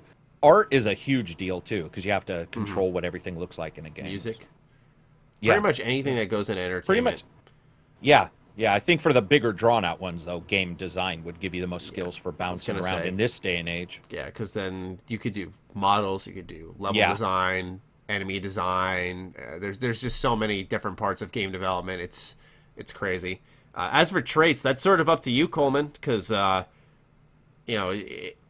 passion's certainly one of them, but you have to have that passion. You can't just be told like you need passion to be a game dev. Not a trait. Yeah, like that's something that that's what I'm saying. It's up to you. Like you got to be able to know why you're chasing this career. That would be my adult advice to you. Yeah, same. All right. Kettle Corn. You guys were talking about sports games last week, and I just want to share my thoughts. I agree with you guys that the current yearly model for sports games is a complete joke. Not only is the dev cycle too short for any real change to be made for each iteration, it also incentivizes developers ignoring problems with their games, so next year they can fix it and present it as a new feature. there are a few sports games that do it right. Here's a holy shit. NASCAR Heat releases at $60 every other year with a $10 between year expansion packs that adds new drivers, cars, and skins. UFC also does every other year and is constantly adding new fighters. It would be amazing if other sports titles would take up a model similar to this. With that, I'd highly recommend you give NHL another shot. Good fucking luck with that one, Kettle Corn. This year brings some insane changes to the gameplay specifically. It's almost unbelievable. They also have 3s and 1s hockey, so they really have a mode for everyone. If anyone listening likes hockey or has any interest at all in playing, I think this is the year to pick it up. I'm going to suggest you ignore Kettle Corn. I'm kidding. You guys can check it out for yourself. NASCAR Heat, that actually caught my attention. That's ridiculous. Yeah. That's like the ideal model. Every other year do an expansion pack, and then new releases do new shit. I gotta look into that. Yeah, NASCAR Heat's not bad. I have the new one that just came out, and it's got some issues, especially because those games are slow when you think about them, like especially NASCAR, because there's a lot of drifting and then finally passing some. So it depends on your patience level and AI and how they work. But overall, that one and F1, even though I think F1 is yearly, from everybody I have a bunch of Discord fans who are racers, and a lot of them like the new F1. Because there's like Nemesis, almost like Shadow of the Lord of the Rings, Shadow of the Mordor. Shadow of Mordor. Yeah. You remember the Nemesis? You chop their head off and they'd fucking come back as like, whatever. They have that in racers. Yeah. Yeah, that's what it felt like. But they have Nemesis. They have like Team AI and stuff. That's it. From what I've seen, a lot of people are liking that. I would agree. Every other year minimum, or maximum, I guess. No, minimum. Yeah, minimum. It's interesting. I didn't know UFC did every other year. I disagree with him on UFC doing good, though. UFC changes, so every year they change their... like a decline. Yeah. Every year it changes its ground game, and they can't figure it out. They never have, other than like the Dreamcast at a UFC with a pretty good ground game. And this last one was ridiculously bad. Yeah, admittedly, I own the Dreamcast version of UFC and like 2 other games. Only because I love the UFC one so much. Oh my god. But yeah, they add new fighters and stuff, but I don't necessarily think their graphics have improved enough to where you could say the 2 years have mattered. Like, you don't see that big jump you would think 2 years might get you. Instead, it's fairly small jump in graphics. And instead, it's gameplay changes. Destroy the Grave asks, if you had the power to morph into any animal, what animal would you be and why? What would it be and why? Fucking I know. Do you have one? Not yet. Fucking I got one for sure. Platypus. A what? Platypus, man. Craziest fucking creature in the world, and looks like a beaver and a duck fucked and had a kid, but also has poisonous stingers. So, shit. You give me hugs, and then if I didn't like you, I'd kill you. I think it's a perfect animal. Platypus legit is my favorite animal. Like that's a woke choice. I don't know if I can compete with that. Dude, the platypus is so crazy that fucking explorers did not believe it was real. They were calling people frauds for saying they thought it was like stitched animals. It's got a duck bill, lays eggs, looks like a beaver, and poisons people. It's fucking awesome. Damn, that's really hard to match. At first I'd go with the typical lion or bear. Fucking bears kill everything. Yeah, I was thinking like dog. I was like, dude, you lay around, you get food, you get pet. Right, if you get a good, free of responsibility. Who's not a Twitch streamer? Yeah, who won't throw you around. Sorry. No. I'm thinking the bear. Yeah, the bear's a good one. Yeah, because like awesome. You mind your own business. You're a nice, big, warm, fluffy guy. If someone fucks with your family, though, oh my god, Sleep for 3 months. Sleep for 3 months, but to come out yoked still because they don't lose muscle mass. Yeah, that's a good deal there. That's a fucking good ass deal. I would love that. I would love to sleep after the review season until like E3 and then come out jacked as fucked. Like that'd be awesome. You go into like some kind of suspended animation, you come out and you're just The Rock. Yeah. You're like, let's eat some fucking pancakes, dude. You're just yoked. That'd be amazing. Ready to review games. I'm refreshed. Let's do this. All right. That's an interesting name. The Masturbator. It's not masturbator like masturbation. It's like he's master at baiting someone. So congrats. Oh, this is I think Johnson, or Johnsonville, something like that. I recognize his avatar. I'm having a hard time playing older games that are viewed as all-time greats, not due to graphics, but due to clunky gameplay and combat. I'll get a few hours in and realize I've been spoiled by the gameplay in modern games. Is Fallout New Vegas, most older BioWare titles, Oblivion, and others like it worth it for me to play despite not enjoying the core gameplay? Dude, gameplay hasn't changed that much since fucking Skyrim.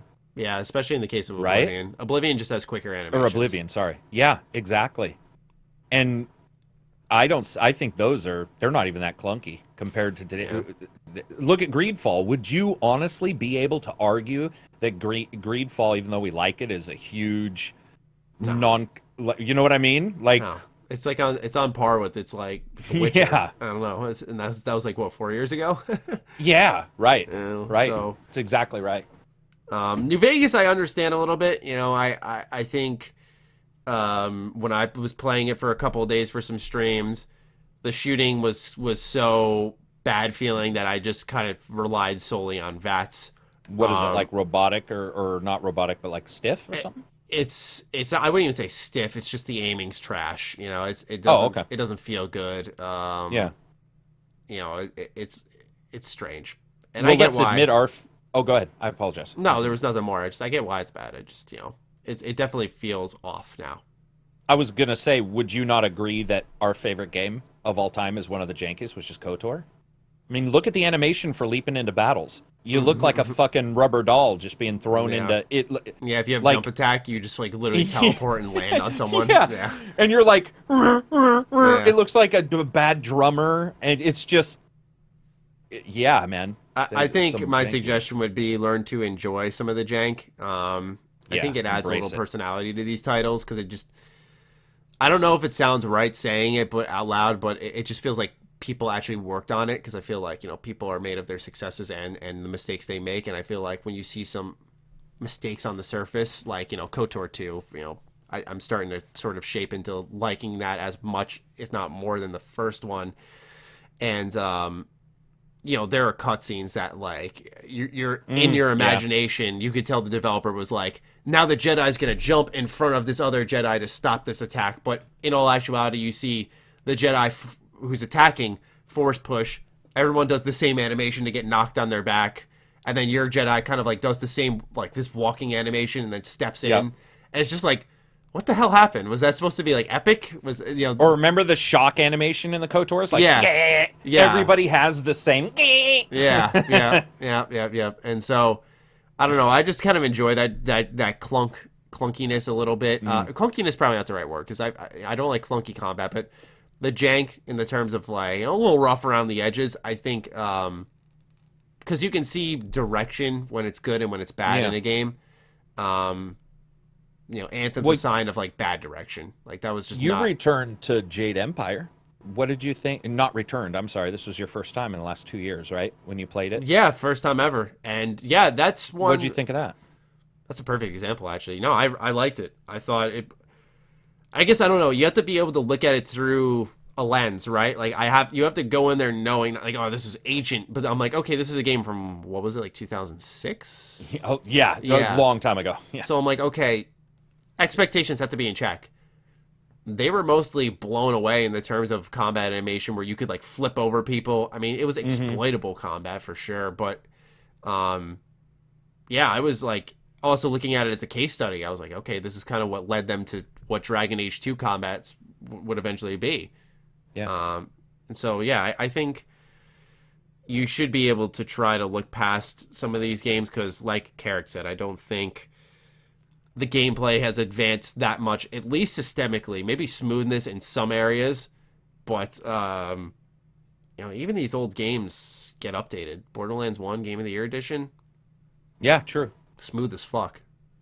So that would be my take. And didn't you say that game got quality of life improvements too? It felt like I thought you told me But I thought you told me like one of them had a mini map that. Never Yes. It did get stuff like that. Sorry, I thought you meant still in the terms of movement. Oh no, apologize. Because there's a theory. I don't know if it's been confirmed yet that they did something with the code because that game just plays way smoother.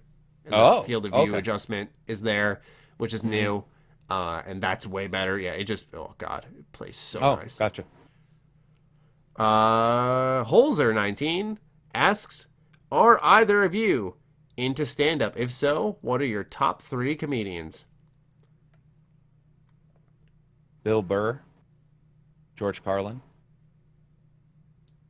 and Rick Dukeman. Rick Dukeman's 2 of those are dead, now that I think about it.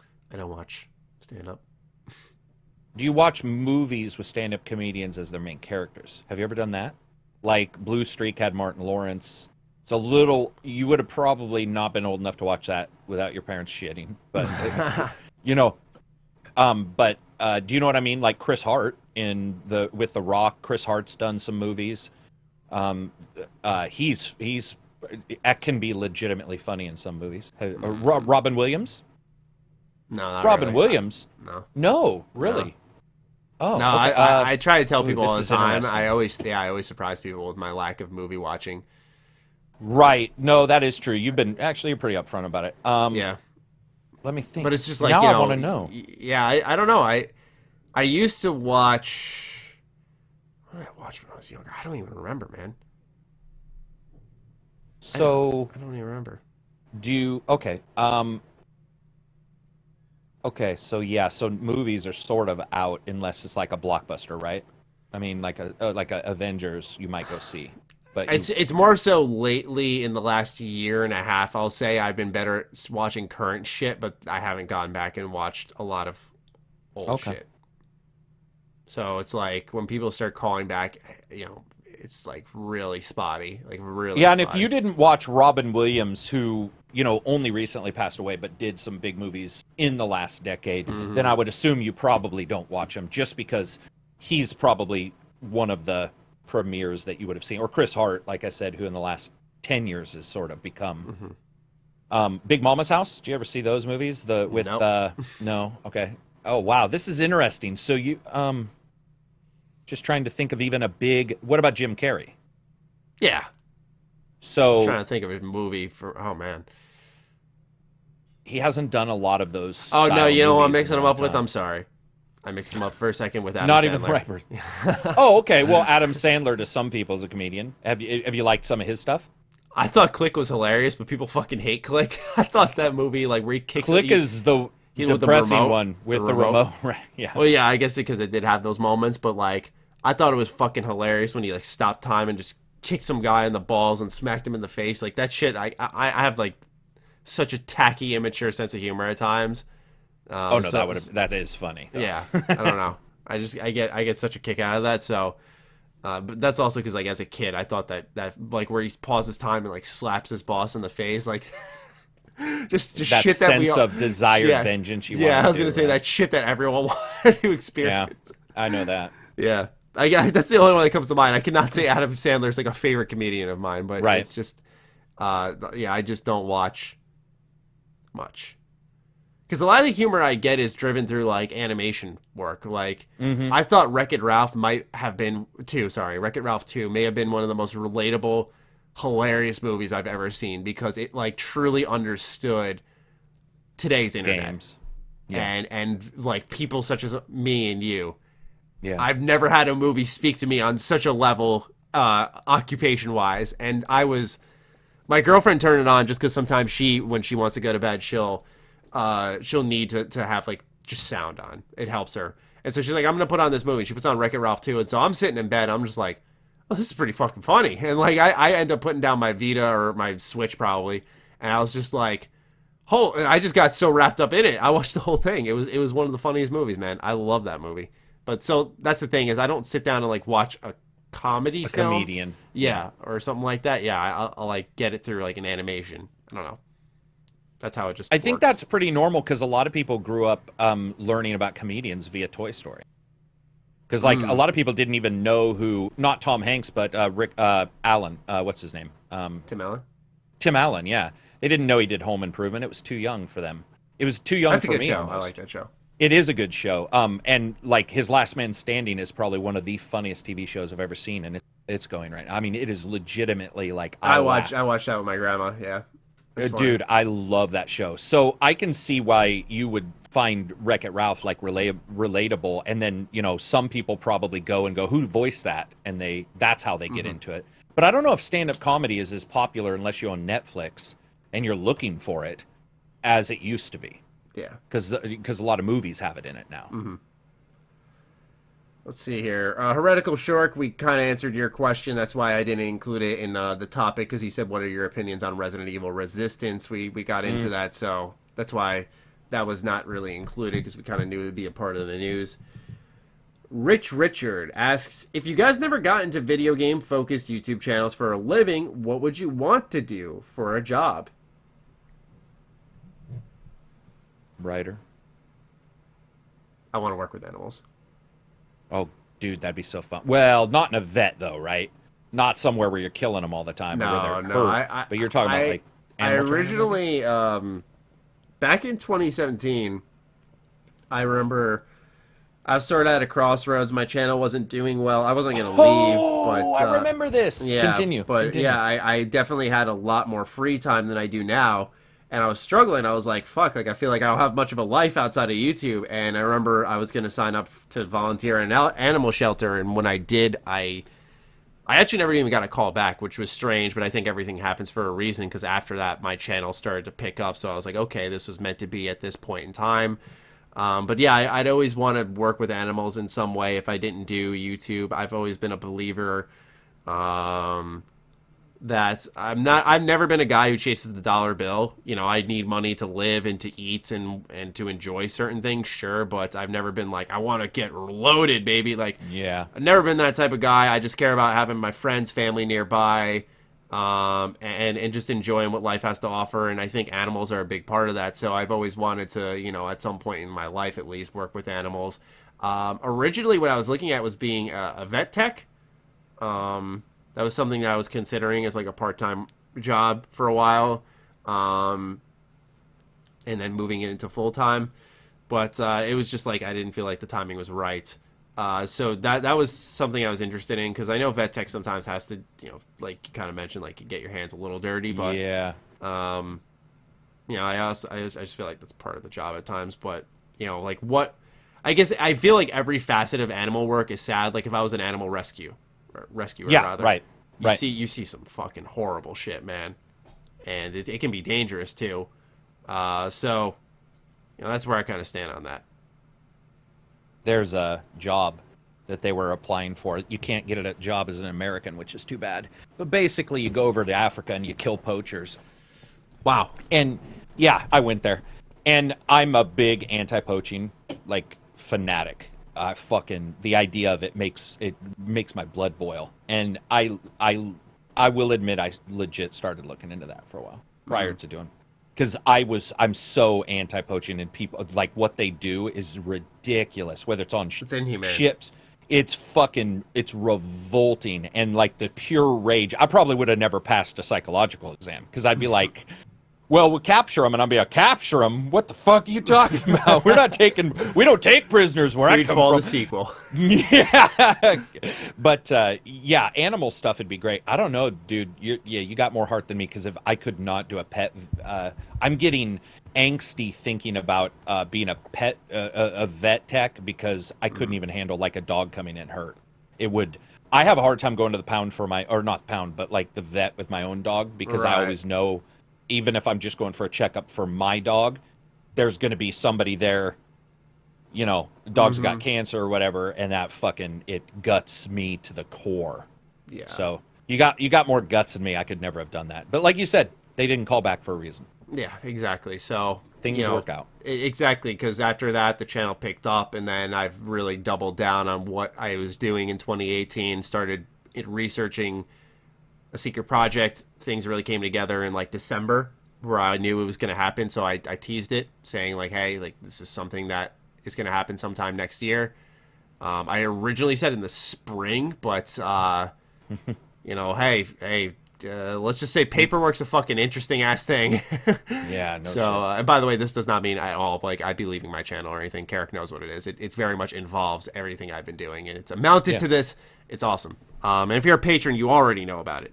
But yeah, it's taken a while. It's taken a lot of effort, but I'm happy with the road I've ended up on. But yeah, if I were to not be doing this, I would be definitely going back to school, animal science, and trying to get a job in animal work of some kind. Because here's the thing: is I do so much video games and I love it. I'm amazed how like I just mentioned how I played 20 hours of Greedfall, 10 hours of 3.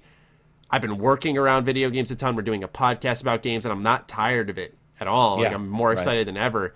And it's because like gaming's the gift that keeps giving, but also I've definitely this year paced out my breaks a lot more. I've definitely given myself more time off. So I think that's a big reason why I haven't faced any real burnout lately. Fat Ragnar. He asks, do you two get the impression that COD fans don't know what they want? I've been looking at recent first impressions of the Modern Warfare beta and have heard very little good out of it.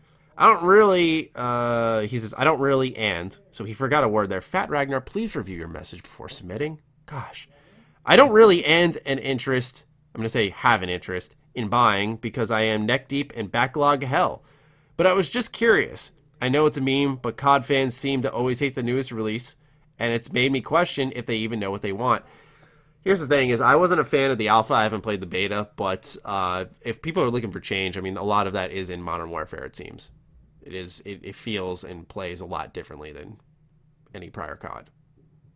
My motto from that is be careful what you wish for. Mm-hmm. Everyone want to change. They're getting it. Yeah, you just got it, baby. Yeah. Whether you like it or not. And new fans may like it. New fans may come in. I think we all remember something from our past, like that's happened multiple years, and that's Call of Duty is one of them.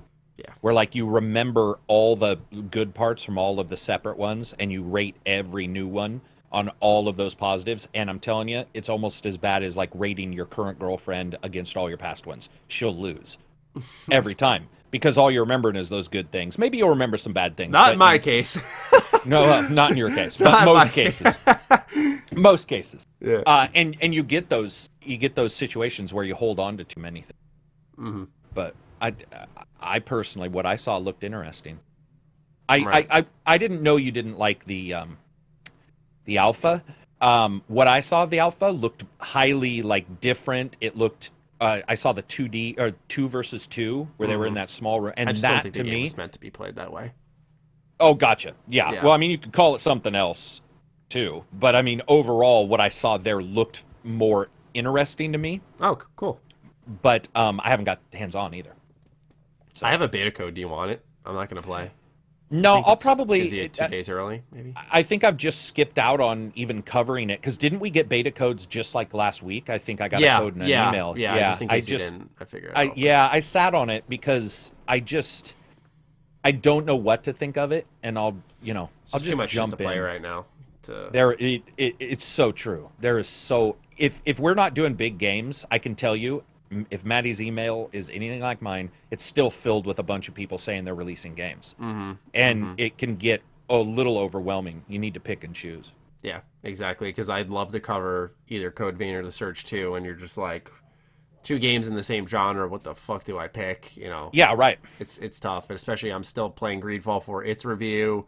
Now that I have impressions out for that, I might just wait till I do a second run-through of that and experience both sides of the fence and give a more in-depth thought piece on that. Borderlands 3 I want to finish for a full review because I did the same thing, impressions out on that because I didn't get a code early. So it's tough. It's really tough. You really have to pick and choose, and with the way those 2 games were handled PR-wise, it's put me in a position where it's like, okay, I may not review anything else except these 2 for the rest of the month, which is fine, but that's just how it plays out sometimes. Mike Fury gives us only 3 questions this time. So, Mike, I'll do you a solid and we'll answer all 3. Which one is better, AC Odyssey or The Witcher 3? I'm going to go with The Witcher 3. I love Odyssey, but The Witcher 3 for sure. You're thinking, I know where you're going with this one. You wiggled the mustache too. I know where he's going with this. Well, Odyssey's fun as fuck, and I don't remember having as much fun in Witcher 3. But I think Witcher 3 overall is probably better. I think more side quests grab me than The Witcher, and compared to yeah, for sure. Except the DLC for Odyssey has been, well, the DLC for Witcher 3 is awesome. Yeah, they're very tough, but I would say Witcher 3 probably just for the production value, it's crazy. Odyssey had one side quest that was a legitimate, like, I don't know if I've ever laughed as hard at a video game compared to this moment. You were doing some type of side quest, and you were talking to someone, and you were like antagonizing him, and then you called him like a sheep or something like that. And when he was walking away, he was like, "Oh, fuck this! I don't need this shit." And like he's walking away, and then I was playing as Alessandra, and she was just like, "Bah," like that, and the guy like turns around, and a fucking fight just starts. Like he doesn't say shit, like it just starts. I thought that was the most hilarious shit ever. That one got me good.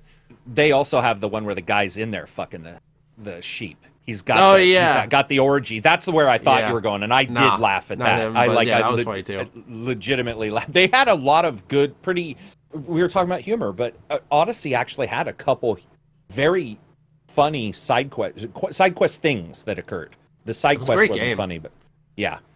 It just, honestly, I think The Witcher is just narrative-wise. Gameplay, when you're playing the game, I think Assassin's Creed is way more fun and way more interesting across the board.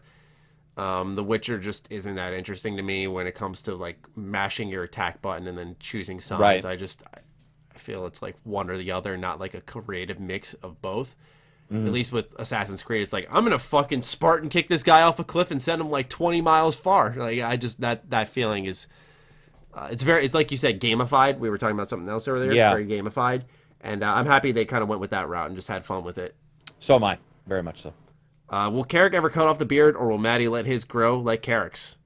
My body won't allow that. I don't know if Karak will ever shave his beard, though. My body won't allow it. I mean, I could, because I didn't have one for years, but we weren't able to have them where I worked. So now you're just enjoying that beard life. Yeah, you take good care of yours. You have a great looking beard, I can tell. Yeah, I do. I try to. So I would say overall, probably yes at some point, but I'll trim it. There's been times where I have, shaved it close, where it's like 5-10 o'clock stubble. But, really? Yeah, a couple times when I was starting the channel. But the problem with me is my beard grows fast too. So very fast, it's like insanely fast. Yeah, at some point it's like trim it or fucking use a chainsaw and just get rid of it. And so for right now, probably not for a long time. Favorite cartoon when you were a kid? Oh fuck, Mask. Without a doubt. Mask. Mighty Fighters Who Can Save the Day, baby. It was when Transformers came out. Same company. SpongeBob. What about you? Really? What about Ren and Stimpy? Were you? Was that prior to you? I didn't like that. No, it wasn't. It was just around too that creepy. Time. No, SpongeBob is probably the only show I can quote top to bottom. Oh, gotcha. I'm disgusting with that show. It is fucking insane. Like, you know how people are with all movies? That's how I am with just SpongeBob. That's cool. Because I watched a sickly amount of that show, and now it's like a giant meme factory for SpongeBob. So yeah, all the childhood memories just resurfaced. I was like, yep, I remember that. I remember that. Just the delivery, the tone, the execution. That's one of my favorite shows of all time. I know that's very childlike to say, but it's just, I think it's a fucking amazing show. It's so funny. On the other end of the spectrum, Black Dow's asking us favorite anime. I enjoyed Record of Lodoss War. That's old. My favorite anime is Dragon Ball Z. That's old. Yeah, but Robotech. What am I thinking? Robotech or Macross. I think we've talked about this actually. Yeah, those would be my two. Let's keep it rolling then, because we definitely have talked about this extensively. Yodeling Llama. Oh, he's got multiple questions, bruh. Wow. Someone other than Mike Fury. Okay, well, Yodeling Llama has the last series of questions, and we'll go through them all. If Disney were to buy Sony, do you think PlayStation would change in any way? Absolutely. Yeah. Absolutely. And not for the better. No, Disney actually just sold or is planning on selling their last bit of their game division. Disney is definitely not behind games. They want other people to make them. Yeah, they did hire John Drake, who did licensing for Sony, and he showed his portfolio, and he has a pretty solid one. So they got a good talent head. Just need to handle the relations, I guess, between developer and IP.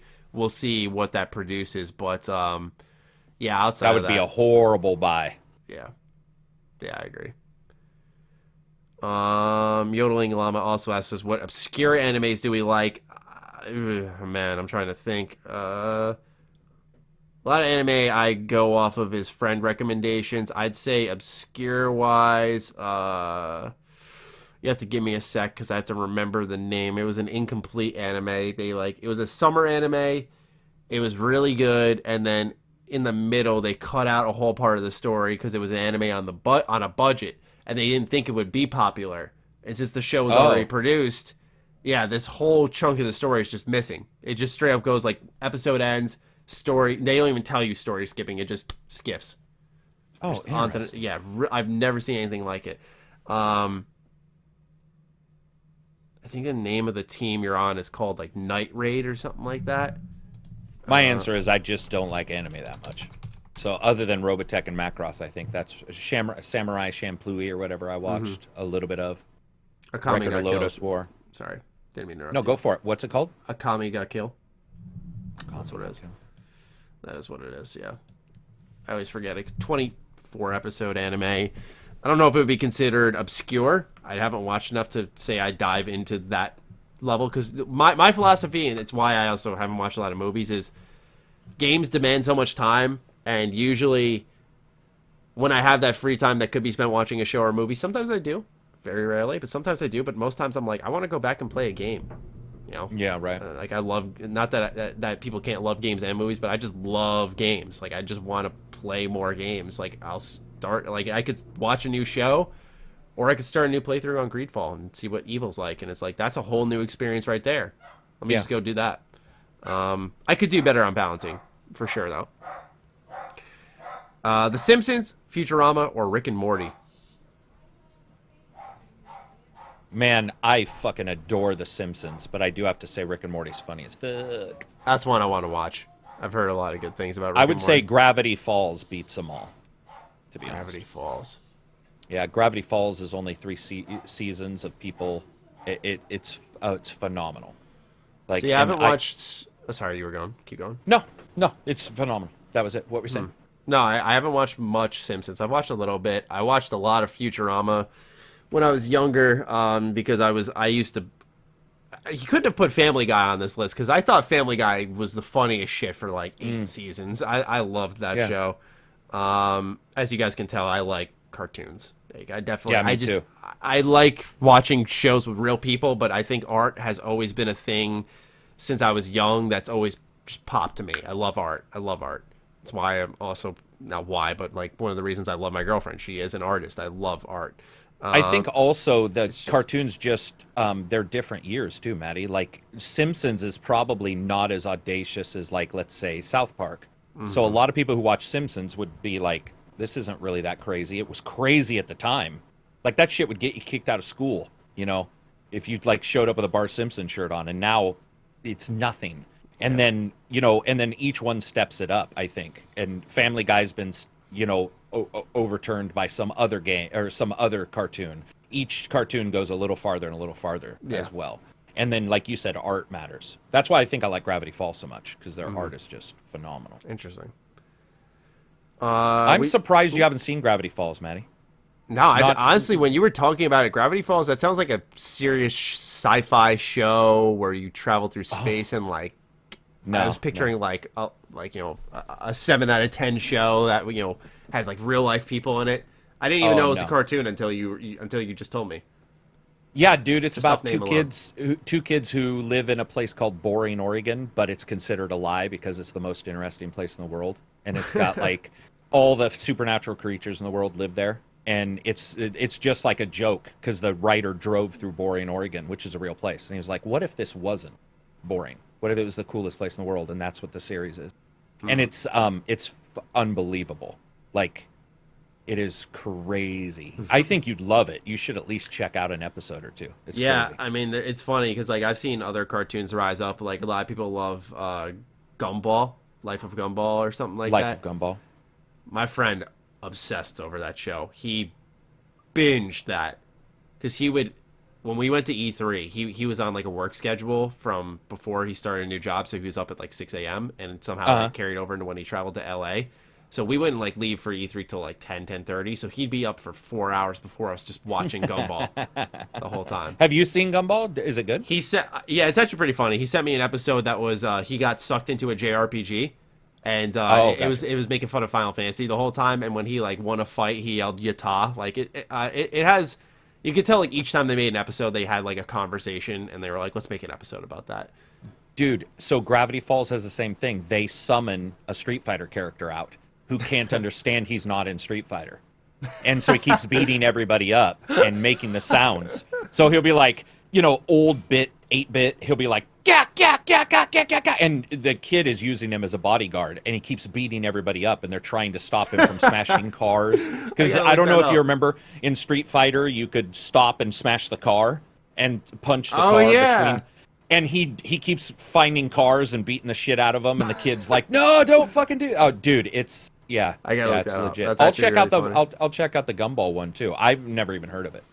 Yeah, I mean, I just kind of like naturally as a joke resent it just because my friend like when he likes something, as you can tell by the 4-hour binge every morning for a week, he really likes something. So at that point, I just joke that it puts like a distaste in my mouth, and I'm like, keep that fucking show away from me, then, please. Contrarian Matt. Yeah. He's like, oh, now I don't want to enjoy this with you. I would rather just. Last question. We've seen Spider-Man and Hulk along with Marvel Alliance. What other Marvel characters would you like to see in the fully fledged solo game? Iron Man, Black Widow, Moon Knight, and others, or any others. Sorry, completely butchered your last question. I ruined it. If I say a superhero, you'll probably know if he's DC or Marvel, right? Yeah. Blue Beetle. Yes, I remember that. He was in. He's Marvel, Injustice is 2. he not? Wait. So that Marvel. wouldn't be. He's on Marvel. Yeah, Injustice 2. Marvel. So he's. Yeah, he's DC. Marvel. See, I definitely I know you're can more tell, DC. I am. Yeah, I was just gonna say, Marvel. In a game, he's saying. In a game, a solo game, he mentioned. So like you have Spider-Man PS4, the Incredible Hulk game. Iron Man did have a series of individual video games. I think it went up. Probably to 2. weren't very good. It sounds like. I think people like the first one apparently. I don't know. That's what I heard, but it's just like different time. So I'd have to watch gameplay for myself. I don't like Iron Man as a superhero that much. Like I like Robert Downey Jr. as Iron Man, but like as a superhero and a concept, I just never was grabbed by him as a kid. Do you think, I have a question for you. Do you think it's because he was not of the typical superhero age? When you look at superheroes and how old they are, Iron Man is actually a good 5 to 10 years older than the typical Spider-Man teen. Do you think he was harder for you to personalize with? I think actually, if anything, it's going to sound funny, but I've always had this weird quirk. I should see a therapist about this. Because when it comes to vehicles in video games, I usually don't like to use them because, mind you, if I'm like in Grand Theft Auto, I'll go point A to point B with the vehicle. But if there's a mission where they're like, use this tank, I feel like I'm cheating the game by just using a vehicle and blowing up mass enemies easily. And so in the case of Iron Man as a superhero, I'm like, this is a normal guy. Yes, he has a compelling reason to have his suit on, but this is a normal guy who's using tech to be more powerful. It's not like he's this naturally mutated, this supernaturally gifted. His intelligence is his gift. But I just don't like the idea of some random guy, from mind you, this is my childhood perspective, hopping in a suit of armor and shooting missiles out of his hands and lasers and, I'm a superhero. And so for me, as a kid, it was more so like, I was like, he cheated his way into it. He's not a superhero. He got into a mech suit. Anyone could get into a mech suit. That was kind of my initial. But did you feel the same way towards Batman? Yeah, that's a really good counter. I'm your therapist now, because I'm like, that's perfect. That's perfect. I'm thinking deeper. Maybe I loved Iron Man all along. I just couldn't realize my flawed logic. Well, but remember, Batman's like almost supernatural in his ability to hide, and there's nothing about Iron Man that was ever angsty. With Batman, his parents died. With Iron Man, it's like, I'm a smart guy, and I don't really have a lot of loss in my life. So maybe it was also that too. Like, he is cheating. When you're right. When you look at him as I'm a New Yorker, so like as a kid, I'm like, I want to be Spider-Man. You know, like of course. Yeah. I feel like that could have been part of it. I think aesthetically, just something about a Spidey suit looks fucking awesome. So that definitely sold me. But yeah, it's funny. Batman, I actually didn't grow up watching so much as playing. Maybe that played a factor because I was interacting with him. With Iron Man, I didn't watch the movies originally, and I did not play the Iron Man games. So that could have been it too. I think but I was probably, as a kid, open to Batman a little bit more. I definitely played a shit ton of Batman games. Well, onto his question, you and I know you didn't like it as much as I did, but would you think, what's his name? Who can get big and small? Ant-Man. Would you think, so I like Deadpool, and I know you weren't a huge fan of the 360, or somebody wasn't. It might not have been you. It might have been a guest. But I think a comedic Ant-Man game with him shrinking and getting bigger and stuff could be, he's Marvel. I would say I think that might be fun. Yeah. Something like that. Yeah, that could be a good one. It could be cool if it was open world, just because if they had a fully destructible open world, mind you, because imagine like you're running around as like a normal guy, or you can shrink to really tiny if you wanted to, and you could go inside buildings. But then if you like expanded your size in the building, the whole thing would just like split in half and fall over. Or if fast travel's just you getting big and making one step and then it loads back. That would be insane. Fast travel's just one footstep from subway to subway. It could be a great game. If they had the tech to do that. Like I said, it'd be part of the fun of Ant-Man is like, I'm small enough, I'm going to go in this pipe and do this. He would make for a good video game character, for real. A Marvel standalone character. See, I would like to see something along the lines of what they did with Ultimate Spider-Man, the video game, where you played as Spider-Man, but then you could also play as Venom, and there were different approaches to the gameplay that way, because with Venom, when you walked around, you could do open-world objectives and like take out gang members. Yeah. But you would also just get attacked by the cops on site. And you had like a time limit as him, and the only way you could keep that going is if you ate people. And so I was like, oh, fuck, this is crazy. So I like the idea of like a standalone Ultimate Spider-Man game that let you switch between those two. Seemingly, I imagine Spider-Man 2 or the Spider-Man PS4 game, I would hope, would take that route. But maybe a Carnage game. I've always thought Carnage, like the red psycho, like if you start off as like his origin story and how he like ends up in an insane asylum and kind of develop it from there. Because I think people love the idea of getting inside like a crazy person's mind, right? Like everyone's all obsessed with the new Joker movie that's coming out next month, which looks great.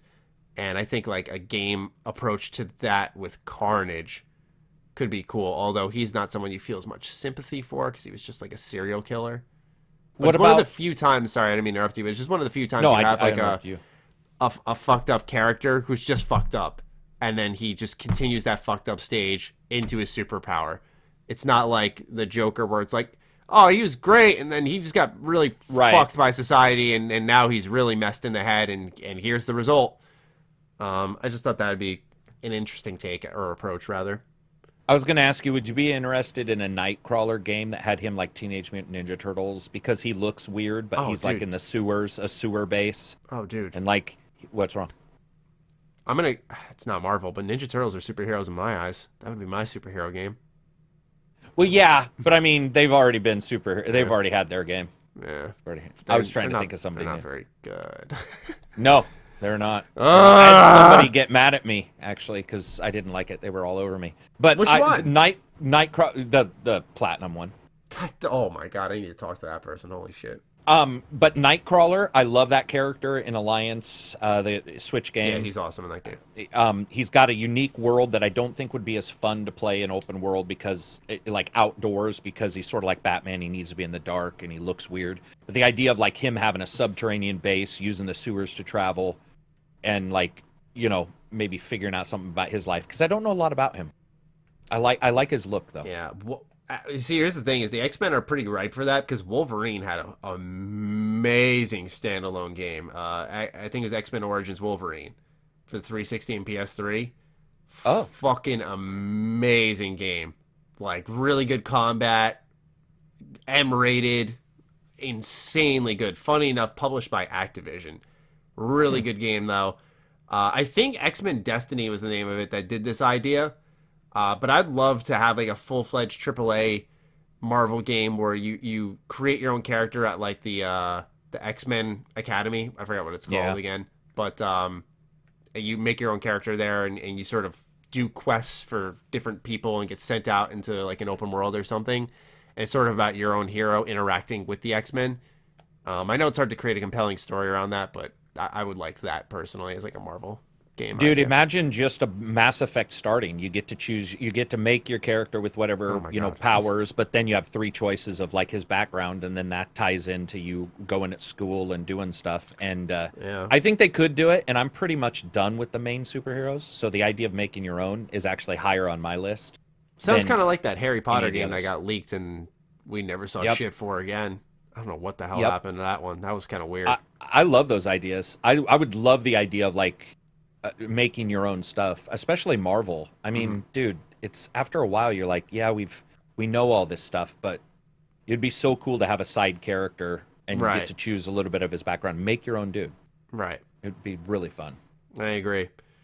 Those are all the questions we have, Karak. Thank you, guys. Good questions. Yeah, seriously. It was an excellent show, and we do hope that you all enjoyed, and continue to pay attention to the news and feed us questions so that we can get more of you involved throughout the show and not just stuff you at the end. But by all means, feel encouraged to ask whatever you like. We're obviously, as you can tell, we're pretty open books here. But we do hope you enjoyed episode 219. Yes, 219 of the H.A.M Radio Podcast. And we conclude this with a hashtag. I remembered this time.